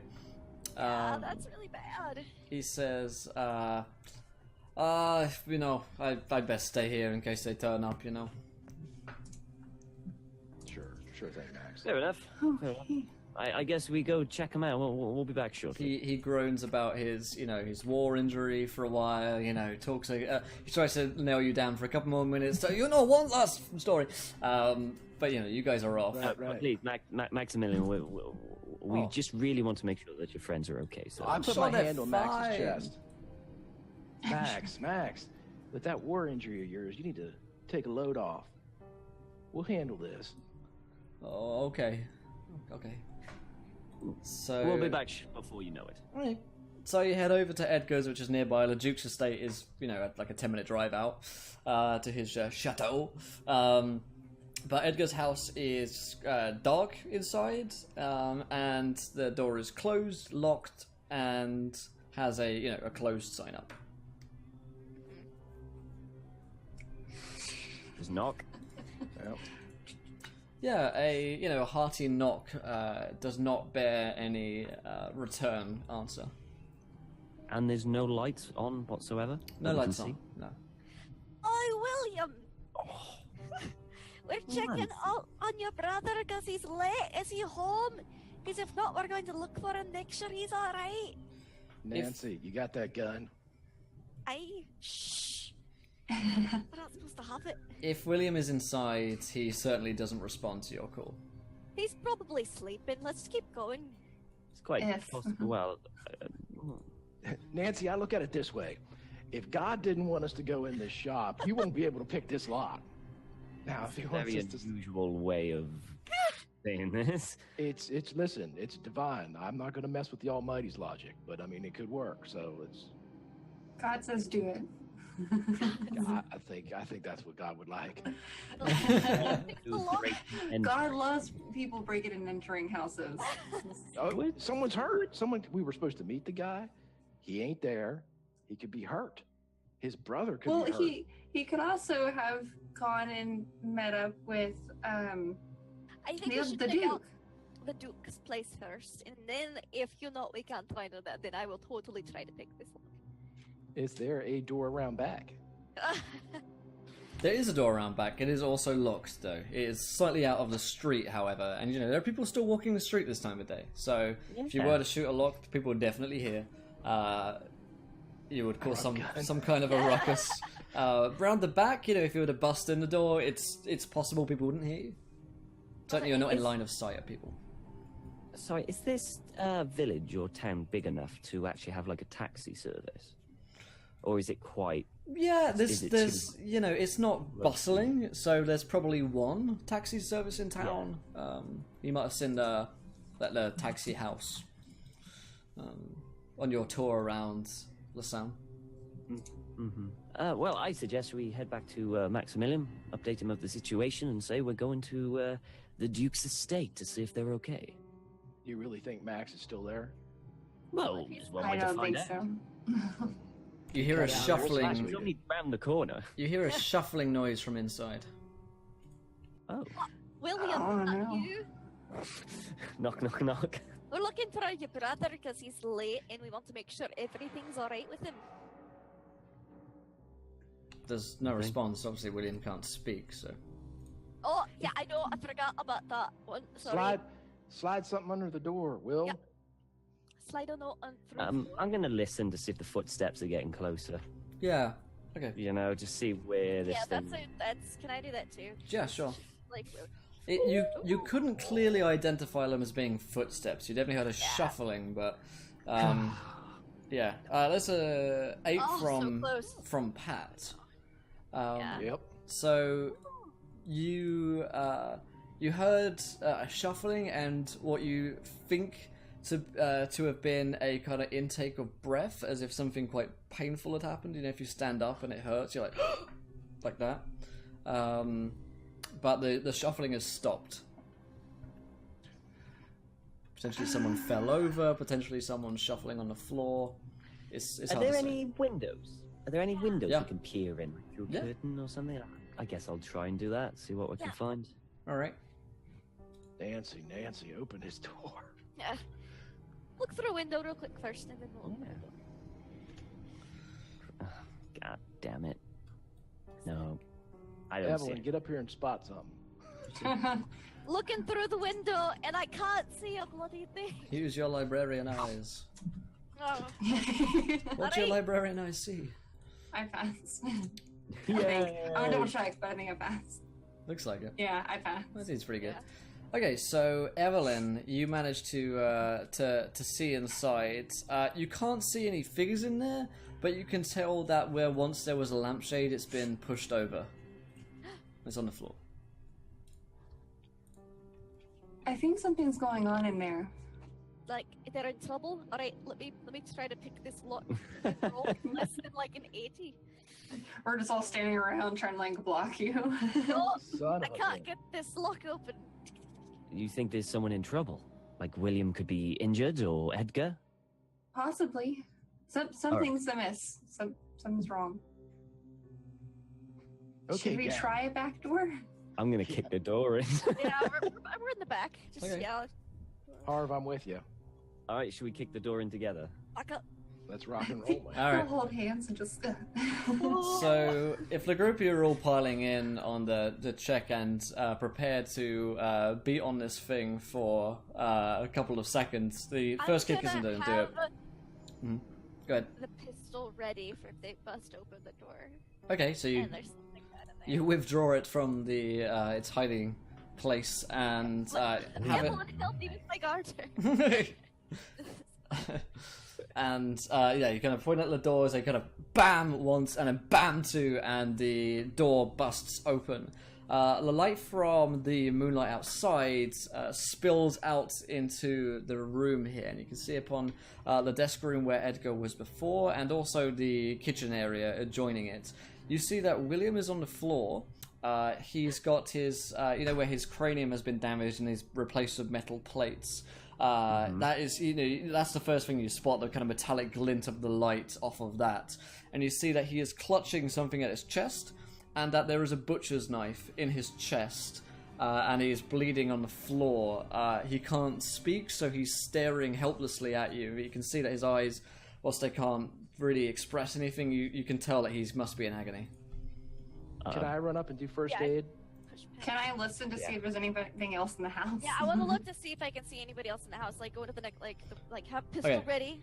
So Look around. Pat rushes in, you can roll me a first, Dave. Nancy and Evelyn can roll me spot hidden. Shit. Yeah. Okay. So the Just wound that go ahead, Abby. So I was going to say I'm going to assist Pat with first aid, so help him out. Yeah, okay. I just don't want to use luck. I'm afraid. I'm afraid. Be afraid, be very afraid. Is that success from Harvey? No, Okay. not with first aid. So, first of all, Harvey and Pat, you look at the wounds from William, and you can tell that is a mortal wound. He will die from this wound, almost certainly. It would be a miracle were he to live, and he's already begun the process of bleeding out. He's lost a lot of blood. and you can see his notebook, which is on the floor, kind of stained in the blood which is pooling around it, and he's just kind of like lying down on the floor right now. You know, there's still life to him. And Evelyn and Nancy, did you guys succeed in your checks? No, we're so dead. Yeah, it seems clear. As far as you can tell, no one else is in the room. He stabbed himself with the knife. Can I listen for somebody upstairs? Sure, you can run me a quick listen check. There we go. Nice. You don't hear any footsteps from upstairs or any sounds of other people around in the room or in a house. Okay, I hobble upstairs. What's he clutching to Yeah. his? He's clutching the fucking butcher's knife, which is. Just the butcher's knife. yeah, Okay, I thought yeah. he was. Okay. Okay, so Pat's gonna I'll hobble go up with upstairs. Pat. Okay. The gun. Is anyone staying with William? Yeah, I'll be staying with William. You I know, would have stayed downstairs. looking at him and just basically trying to say he's going to be okay and stuff like that, comforting him, Mhm. even though I know he's gonna. Yeah, he's trying to reach for the notebook. Oh, give it to him, yeah. Yeah, slide it towards him. Okay, so he's got a very, you know, there's like blood on his hands. There's blood on the book. He can't turn the pages. He can grab it, but his hands are shaking so much due to the blood loss. Mm-hmm. Can I take hold of his hand and try and help him move around? Yeah, okay. I'll do that. Steady him. Yeah. So you see him beginning to kind of write in his notepad with quite a faltering hand as you help him with it. These 5 letters that he writes down as it kind of trails away as he passes out, and you see that he's written the word Prince. From the... And he passed out, did he? He passed out. Most likely, he's not coming back round again. Oh.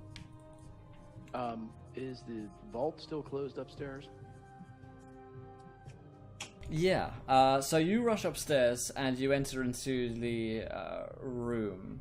I think we should, that room, and then also look into his old room, Williams.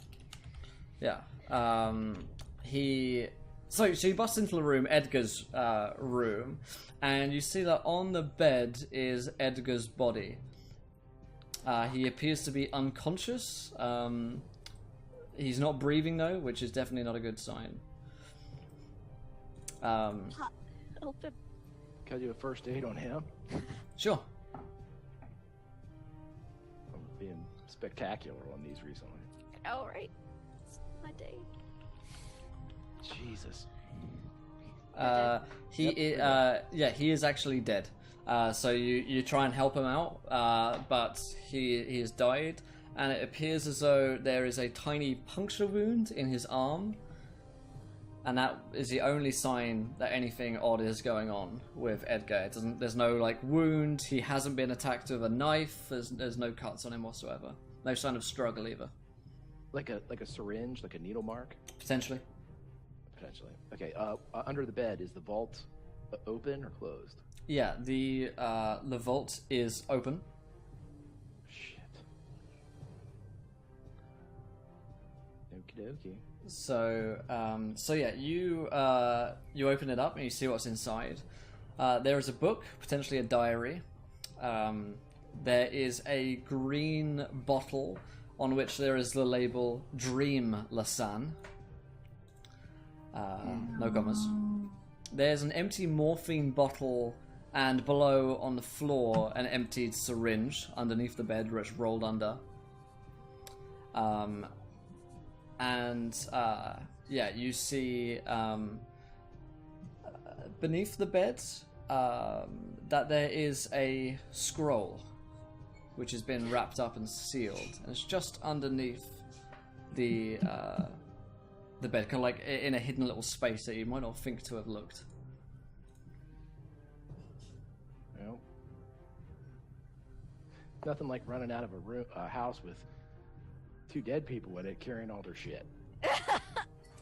We're already suspected for arson and murder anyway, so or arson.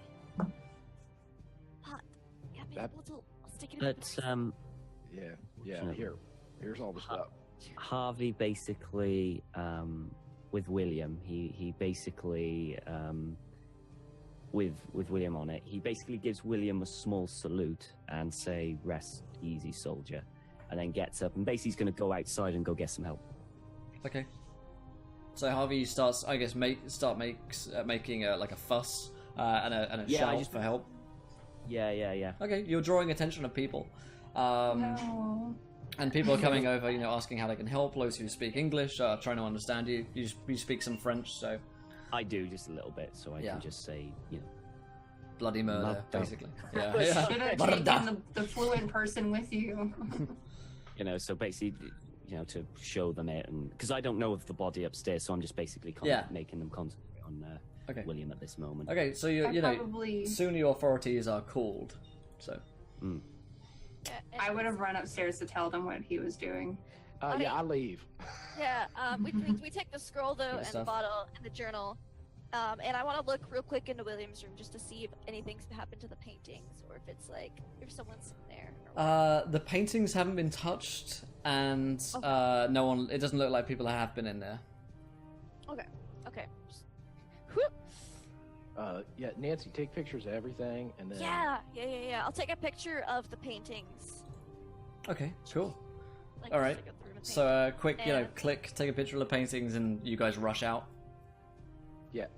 Now, can we get out before he gets the authorities in here? You guys can escape out through the back door. Certainly. Yeah. There's enough ruckus going on. You hear sirens start to call out into the night, Harvey, but people aren't necessarily paying too much attention to you right now. It's been lost amid the panic, so if you wanted to slip away, you could. Yeah, I'd probably slip away. I've got the necessary authorities there that need to do it. So yeah, I'll just walk away. Not suspiciously, just go along my way. Okay, sure. So don't need to roll. You can slip away with the rest of the party into the night. So, you hear the sirens blazing, and immediately there are police swarming all over the house of Edgar and William Wellington, where both of them have died. It's so tempting to write in the notebook, it wasn't these 4 people. Leave it there. So, you guys escape. You're in in a back alley of Lausanne right now. Right, so that was crazy. But on a scale of what we've done before, though. You didn't burn the place down this time. It's a bonus. That's true, we did. Perhaps, We've got a scroll and a bottle. Can I look at the scroll? And the journal. Here's the journal too. Well, look at that journal. Can I look at these things? How high is your standard? Yeah, absolutely. Yeah. Okay. You don't actually need to roll a sanity check yet. And you. So which in particular? Safe location yet? Like, do I need to be somewhere else before I look at these things? We're in that back alley. Yeah, you tell me. Should. Is there anywhere safer? Before I look. We could go to the library, I suppose. It's probably closed by Oh, now. it might be closed. Yeah. It's not like it. Yeah, it's only a local So library. we can go back to the train. I don't think we should take this to the club. The train actually currently isn't boardable yet. So they're still doing inspections throughout the night. 7 a.m. is when you can board. Okay. So I want to look at the scroll. Okay. The cathedral would be open 24 hours a day. Yeah, cathedral will definitely be open. Let's go to the cathedral with the white mist and the prince in the picture. That's a great plan, you guys. Thanks. Pat came up with that one. Okay, so you're going to head through the cathedral. You're not wanted or chased through the streets or anything. Indeed, most of the town of Lausanne seems focused in on that alley where the Wellingtons lived. So you head to the large cathedral of St. Gregory X, and head inside where a statue with no hands is. You take a look at the scroll. There's no priest about, so it's pretty quiet, almost silent in fact. And we're going to read this in the confession booth, and I shove her in. I like it. fitting. So Forgive me, you God, for I have sinned. so you take a look at the scroll. It's elaborately tied and sealed with fresh red wax. You can roll me an archaeology check. Oh, no. Yeah, no. No. No one's got that. No. Yeah. Oh, My honey, last no. Believe in the crit. Go on. Let's. No. Okay. Not even close. Okay. Wait, we have the thing with us, don't we? We have the You simulacrum. do have the simulacrum, which does give you a I- plus 10% to rolls when you're holding it. I don't. Would that help you? I don't think. Can I hold it? Roll again. You try a little harder. Yeah, you're not sure about it. You know, looking at like the scroll itself, but you haven't opened it yet. So whether or not you want to unseal it is up to you. Maybe we should look through the journal first. See if there's anything about it in there. Okay, I will look through the journal. Okay. Alright. So the journal diaries the chronicles, chronicles the, I don't know, fucking tells the story of Edgar and the pain which he felt in his everyday life. It also fills in a couple of blanks for you guys. It shows that the Duke actually interested Edgar in the occult and provided him with this dream drug, this dream Lausanne, which apparently at first he was told it would only combat insomnia, but he relates how he visited Lausanne in his dreams, a different Lausanne, and how anything he clutched in his hands as he slept would go into the dream with him. And he hid the scroll in his dream Lausanne shop for safekeeping.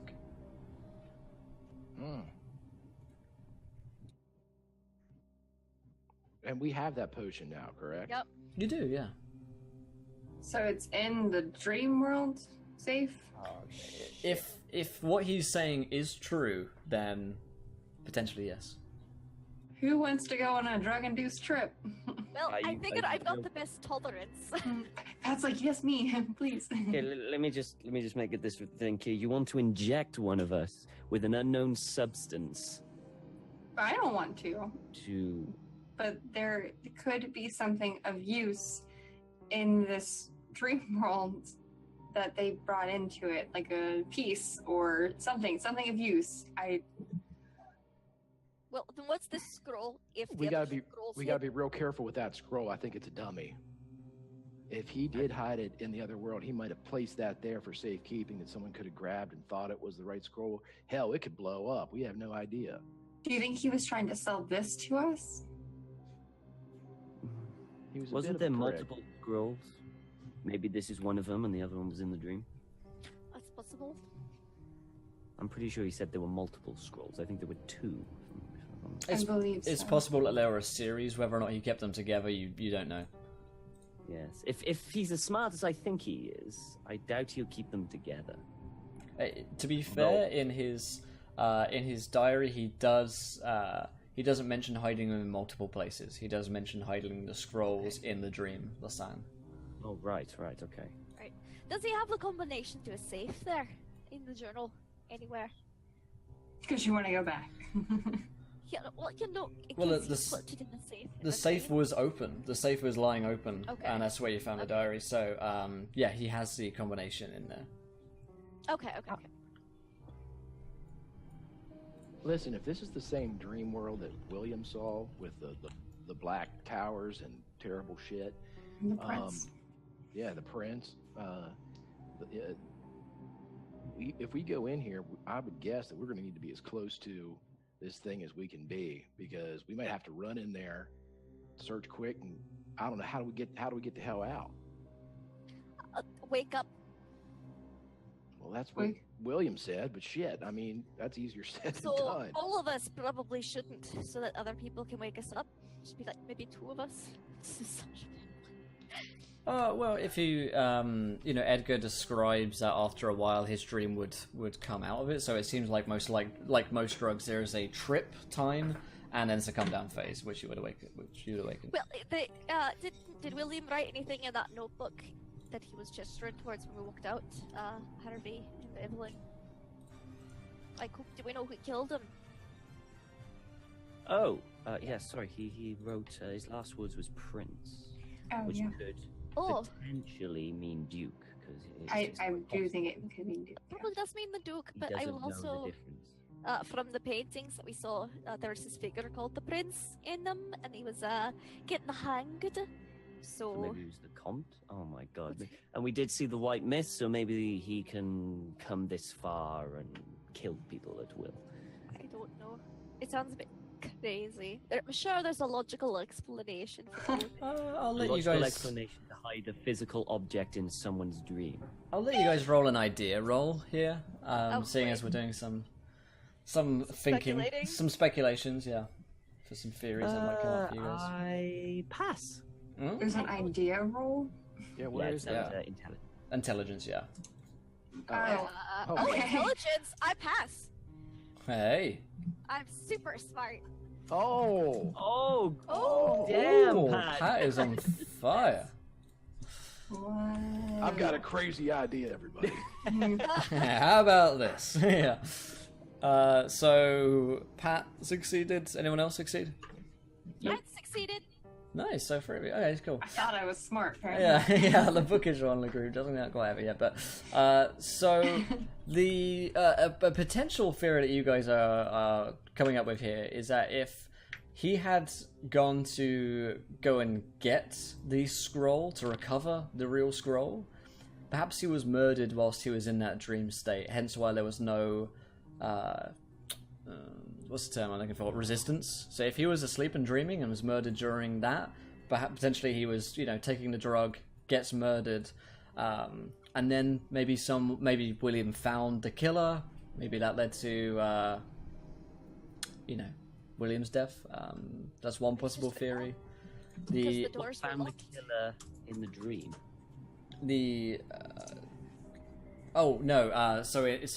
So here's the thing. So if Edgar goes into dream state, there's an Edgar in real life who's asleep on the bed, and there is Inception Edgar who's in the dream, right? If someone walks into a room and murdered Edgar, that's how there's no resistance to him. Just inject him with a super dose of morphine to, pretty much instantly kill him. If then William walks into a room, as he walked into the room where Pat and Nancy, as he did previously, perhaps he found a killer, that led to another thing. Second theory, William's the killer, and maybe he killed himself. Are there dream versions of people in the dream world? You believe so, yes, but you have no idea if there's any connection between if someone dies in the real world, if they die in a dream state, if they die in a dream state, they die in the real world. No idea about that. Yeah. So it's quite possible that Edgar is still alive, but in this dream world. It's one theory. Right. Or Hate Inception. Or alternatively, if you die in the dream world, do you die in reality? We don't know.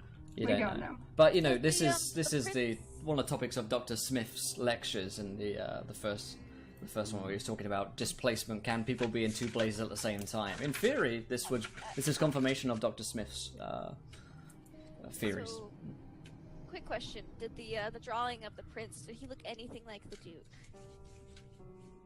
Certainly looked to be dressed in similar finery. Okay. Dr. Smith did say that things must exist for the haunters. So in the dream world, it could be that real things in our world are exactly the same in there, or are existent in that world.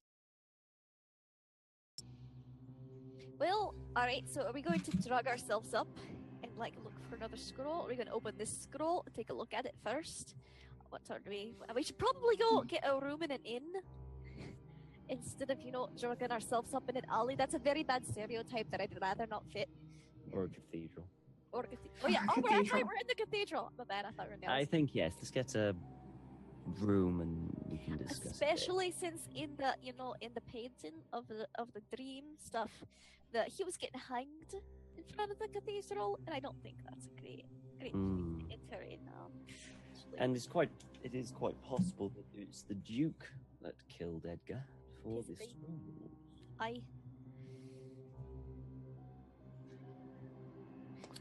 I do believe that eventually we're going to have to go into the dream world if our theories are correct, though. Yes. So being in a safe space. Yes, I think we should get a room and get a safe place for us, and if it's something that we must. I suggest we get as close to the shop as possible, in-wise, room-wise, just in case spatially it is a distance that needs to be traveled. We also don't know how long the dream time is. So that's another thing. Or if we can wake someone up early. And if we do wake them up early, what implications would that have on the person asleep? Especially if they're not in the location of which they fell asleep at. Well, I true. suppose we'll find all this out once we get to an inn. Let's go to an inn. And then I start guiding everybody. Sure. So yeah, you head over to a hotel, and you get a room full of night. It's not particularly nice, but you've stayed in worse. So I'll be right back. I'm going to let you continue to be paranoid and theorize for just 2 seconds. Alright, that's fine. I'm so nervous. I know. We're basically going to the upside down. So Yes, that's what- essentially. I'm afraid because we won't know when they need to be woken up. We won't know when they've returned if we need to wake them up. We won't know if anything's going wrong. Like, that's the whole problem, is if that world is not like a parallel of our worlds, then we Who's won't going- know. Now, here's the problem. Edgar went in there and he was killed here. So it's not really going to be safe for whoever's here and whoever's in the dream. It's not like it's... Which is There's like no dream safe is scary. location either way, but Yeah. we do need, I think 2 and 2 would be the best solution, just in case. Yes. Do you want to open the scroll before we do that, then? Maybe. I think maybe the I'm scroll... so nervous about the scroll too. yeah, I Well, don't we're trust gonna this have to scroll. We'll event- have to open it eventually. We will have to Yeah. open eventually, but we don't know if this is a dummy scroll. We don't I know bet if this you- is one I of the bet- pair. Out of character. I bet you we open the scroll and it's like blank until we find like the other scroll or something. I'm worried Or that it's a dummy. it's a dummy and it's gonna make one of us or all of us roll a sandy roll and it screws over. Yeah. I'm worried that wax seal is some type of spell. Yeah, because Like it said it was a fresh wax seal, right? Not like Yeah. an old. Yeah. Because I mean, Yeah. there are. If It's it's like possible- rolled a certain way, you can actually like unroll it without opening it. Well, you're from the library, you would know. You'd be You able would to know. you'd be able to open it like upside down. So if you had it on his back, you could unravel it, but you wouldn't be looking at any text that would be written on it, I guess. We'll shine the light behind it. You could read some of the text. Oh, yeah. Hold it up to the light. The candle. Oh no! It goes up. Yeah. So Oops. Well done. what plan are we gonna do? What are we gonna do first? I say let's leave the scroll alone for now. All right. That makes me the most nervous currently. Who wants to go in the dream? Who wants to stay out? None I of think us. anyone really will. wants to go into the dream. Yeah. Who is willing to go? And None of us. another thing that I'm afraid of, Pat will definitely do it. you can take the gun into the dream. But Does can't that we get it back out? does that leave it out, or like is it? Well, there must be a way to get it back, otherwise Edgar wouldn't have put the scrolls in true. I would there. assume you'd still hold it would be the thing, but I don't know if that like makes it disappear from this world. Like her body is still going to be here. Is the object still here, or Here's is the here's the problem. I think it's yes on both of them. I think the object remains in the hand, and the person in the dream has that object. But if in the real world somebody were to remove the gun from the hand, I think it disappears in the dream world. Then what's the point in keeping the scrolls in the dream world hidden then? If they He just could gonna leave. disappear? He could leave them there if the carrier or the person leaves it there. I would guess. I don't know. I think that's a potential problem with taking something out of the possession of somebody. I don't know though. I'm not a smart man. Maybe we should get like a kitchen knife and leave the gun here for whoever's not in the dream. Well, what kind of skill sets do we need? In the dream? Well, we're going into a dream, so imagination, I don't know. Well, no, I'm going to say if we get into the dream and the scrolls are uncovered, it's got to be identified, correct? Well, I suppose I someone mean, fairly good intelligence should go in to make sure we get the right scrolls, but they should be in the safe, no? We're safe wherever this piece is. And I like shake this the scroll that we don't know what it is. Yeah. So should we open the scroll now? Let's have a group vote. Should we open the scroll now? I don't like No. the fish wax seal. I don't Yeah. believe. I think redundant's right. I feel we should.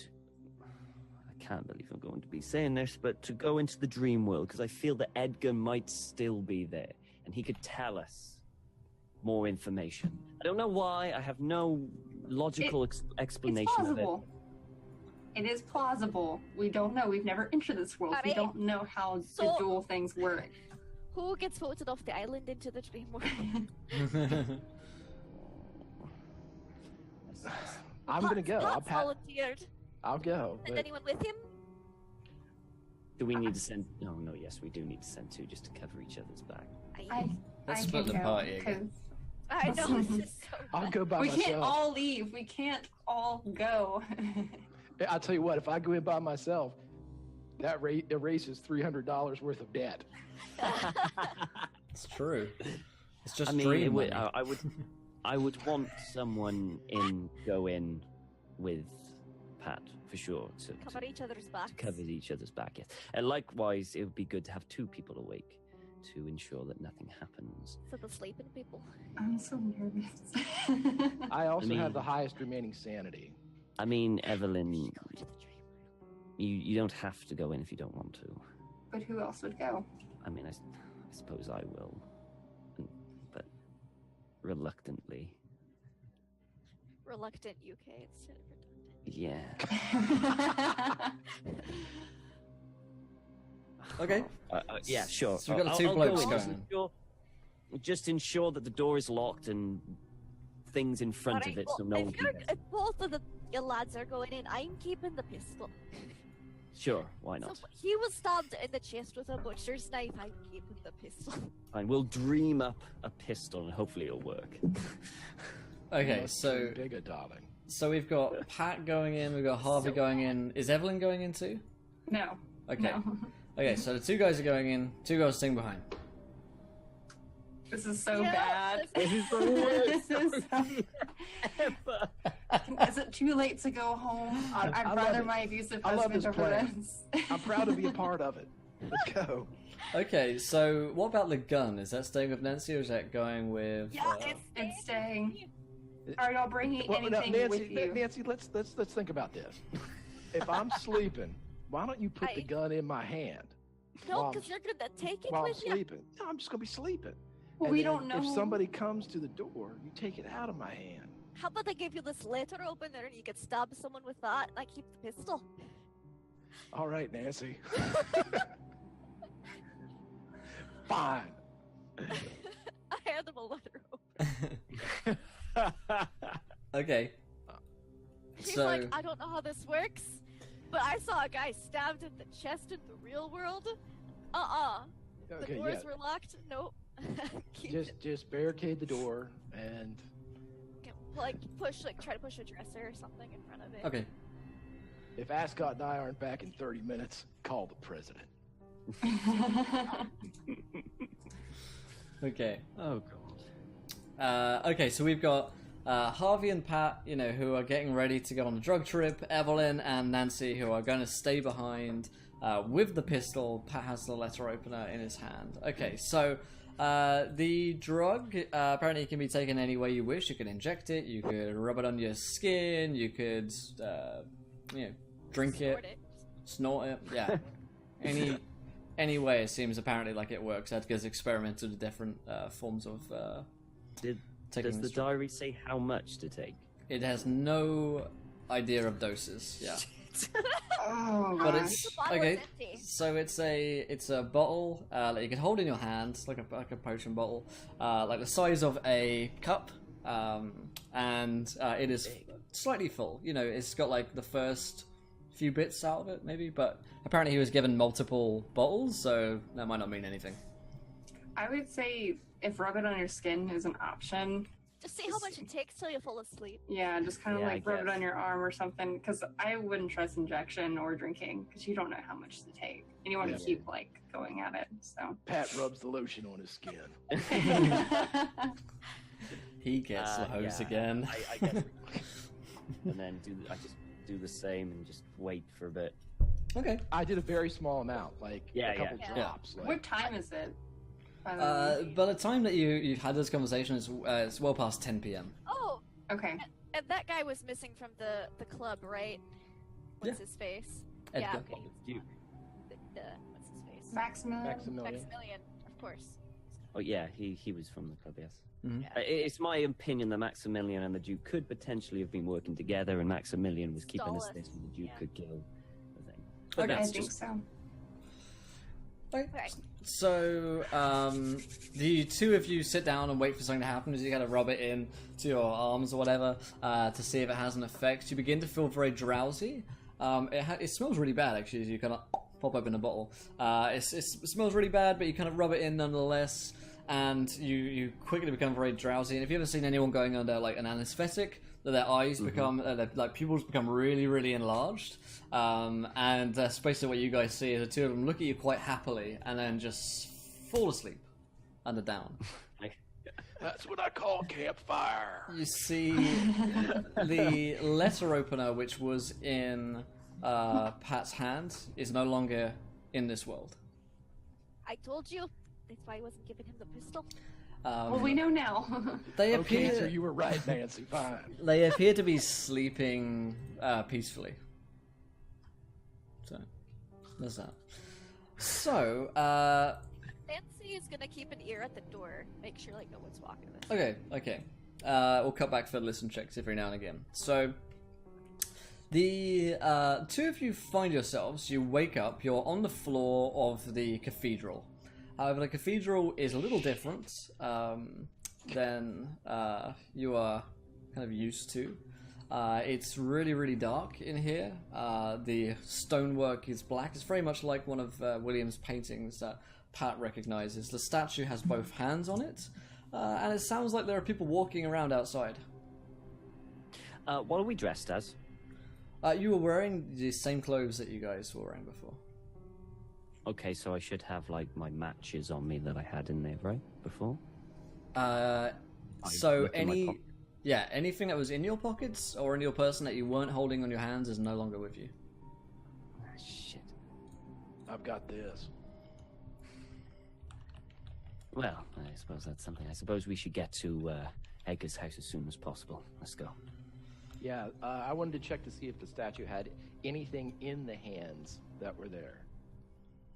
Okay, yeah. You take a look at the hands. You kind of come up to the statue, and we see here. Yes, it has something in its hands. It appears to have a sword in its hands, similar to how like a knight might hold a sword, kind of open palmed. So it's just like resting on its hands. If you take it away, its hands are almost like a balancing scale. The sword is also made out of this sort of marble material. Can I take the sword? You can. Oh, what are you doing? I look at him and I hand the paper opener, the letter opener to Harvey. Here we go. This seems about right. It is the equivalent of a greatsword, basically, and it's marble, so it's really not weighted properly. It's clearly not like a sword which is meant for anything but ceremonial use, perhaps, or just architecture. Is it like a club? Yeah, you could Can I hit use someone it? with it and it would knock him out. You're pretty sure. There we go. Yeah. All right, let's head out of this cathedral and head to Edgar's. Okay, so you step out, and it seems as though the somewhat bustling town of Lausanne is. The cathedral was kind of reassuringly familiar. The outside is more primitive. Instead of electric lights, there are torches which burn on the walls. There are it's quite gothic, really, as you look outside. Everything is dark, as if it's nighttime, the same time that you guys were out. But there are people walking around as if it were normal day. People are rushing to and fro, and all of them are wearing this medieval costume. Almost like a peasant's garb. Some of them look like they, maybe are nobles even. The sky appears to have a rich purple tint, like a permanent dusk. And you see that street intersections are occasionally adorned by gibbets, many of them occupied. Of course, those are, what people would be kept in, basically iron cages, where ravens can poke out your eyes and eat you alive, or you'd die. Yeah, I remember. You see that there's writings on the on streets, buildings and whatnot. You can't identify the language as English or French or Russian or anything understandable, but you can understand the language. So you're not quite sure what language it is you're reading, but it's definitely something that you can make sense. So you see all sorts, there's like a tanner's shop, there's a blacksmith shop, and very much kind of medieval life by the looks of things around here. Could, from our knowledge of the modern town, in relation where the cathedral was and Edgar's house, could we basically guess which way we need to go now with the layout of this place? Yeah, you could definitely track your way back there. The streets don't seem like they've really changed in layout for however many hundreds of years have passed since the group of you were there, or are there, depending on how time works. So you start heading around. People that seem way too busy to pay any interest to you, but they're just walking past you. There's a kind of acrid, tangy smell in the air, and the air almost tastes like that same tanginess as you step out into the streets. You realize as you turn a corner and head out onto the main street, that there's a gaping fissure which splits the middle of an empty street, and there's icy wind blasting outwards, moaning down the street.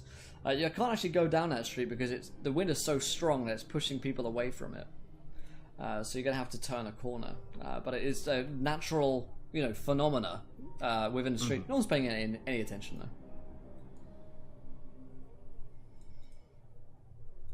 It's kind of weird. Yeah. Oh God, we're gonna die. So yeah, I mean, you could head down another alley and kind of take a different side route if you still want to continue down that path. It does actually appear that people are maybe gathering or going to a gathering. Everyone seems to be going the same way. It's the trial. It's from the Williams painting. It's the trial of the prince. It's quite possible that we need to play out the dream as it wants to play out to find what we need. I suppose we could try and fight up against this, but this obviously isn't a natural kind of thing, so perhaps this is our best chance to find out where the object that we need is. I mean, if we're at this time, maybe this will show us where it is, and we won't even need the scrolls. Wait a minute, Will, I think you're absolutely right, redundant. These people not paying attention to us, or did they not see us?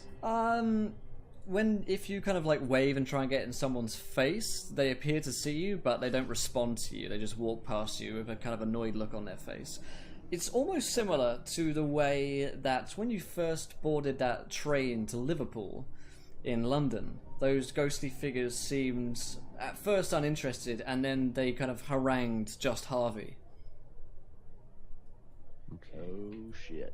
As you look in their eyes, you realize that they don't have pupils either. It's just whites. Shit. Oh shit. So we're not dreaming. We're just in another...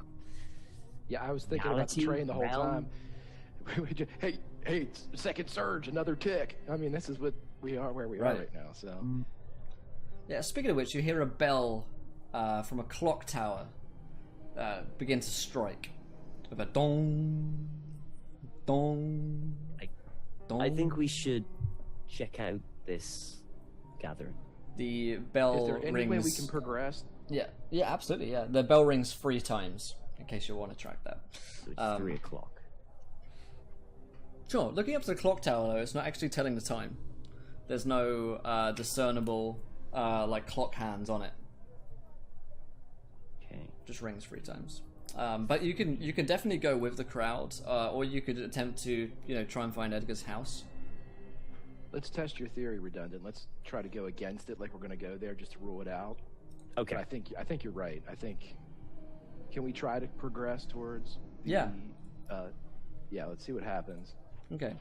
Yeah, you kind of go down a different route, and there's a street which appears to be blocked off by an old woman who's stirring a huge black cauldron.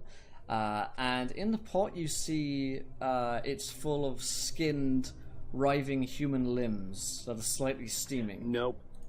You guys can both roll me sanity checks before anything else. Yeah. He's like, nope, didn't look at it. Just kept walking. That didn't happen. You're a liar. Oh, I failed. Yep. I failed. Oh no. That's It's okay, Harv. I'm all right. Whoa. Alright. And vomit in a dream. And she says, yeah, you can. She says, come to dinner. You are going to lose 3 sanity points, Harvey. Oh, that's alright. That's okay. So yeah, you guys nope the hell out and back away. Oh, yes. Okay. Oh, yes. Yeah. Okay. Hint taken.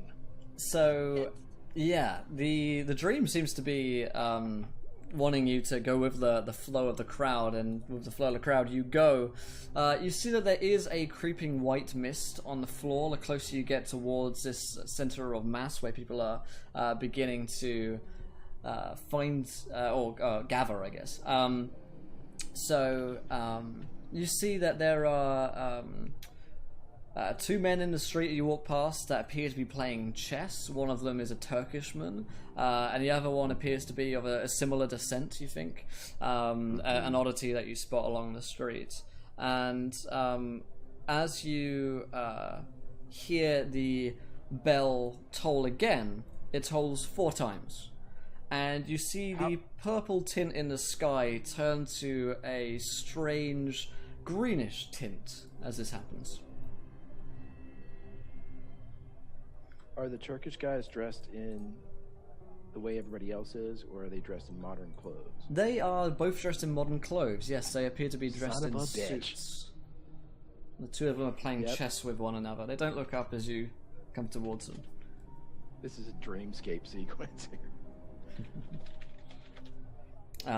So I guess you push forward towards the crowd. As you turn a corner, the sounds of the gathering crowd grow larger.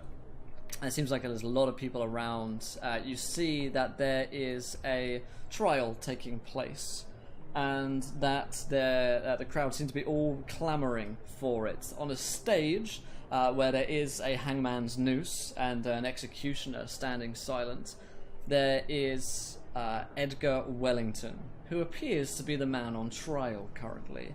Underneath his stage there is the white mist creeping everywhere, and you see the prince, who is standing there waiting, addressing the crowd. The prince has the same face as the Duke Jean, and he appears to be prosecuting Edgar Wellington. And you hear him crying out, "Before us!" Well, in fact, he's French. "Before us stands a man accused of grievous crimes. His criminal conduct in withholding what is due to us renders him our enemy, and hence he must stand trial before us." And the crowd clamour for his death. And we're going to cut back to our friends in the real world? As you guys are waiting, the 2 of them are dreaming and sleeping very peacefully. Nancy, you can roll me a listen check, seeing as you're out the door. Right. Watch me fail. Spectacular. Oh, that's a really good success. Actually. Nice. I'm really good at listening. You hear the sound of a click behind your head. And you hear, "Don't move. It's not you I want." What?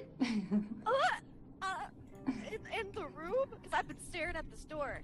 In the room, and there is a gun pointed behind your head, and that is where we're going to be wrapping up tonight's episode. Oh, Horror on the Orient Express. I was so confused. Indeed. Yep. How? How could you? I was about to ask, like, is anything out the window? And he's like, there's a gun. I was like, well. So, how did he do it? We're going to have to find out next week, my friends, because that is the end of tonight's episode of Horror on the Orient Express. If you guys in chat enjoyed it, we'd love to hear from you guys. I certainly did. Same time next week for the next episode, of course. But we are sticking around for a Dungeons & Dragons game here. In just a couple of minutes, we're playing Tyrant's Thrall. Louise is DMing for us. We've got Josh back, we've got Toolscore, and Speedy, who'll be playing along with myself. So stick around for some D&D play.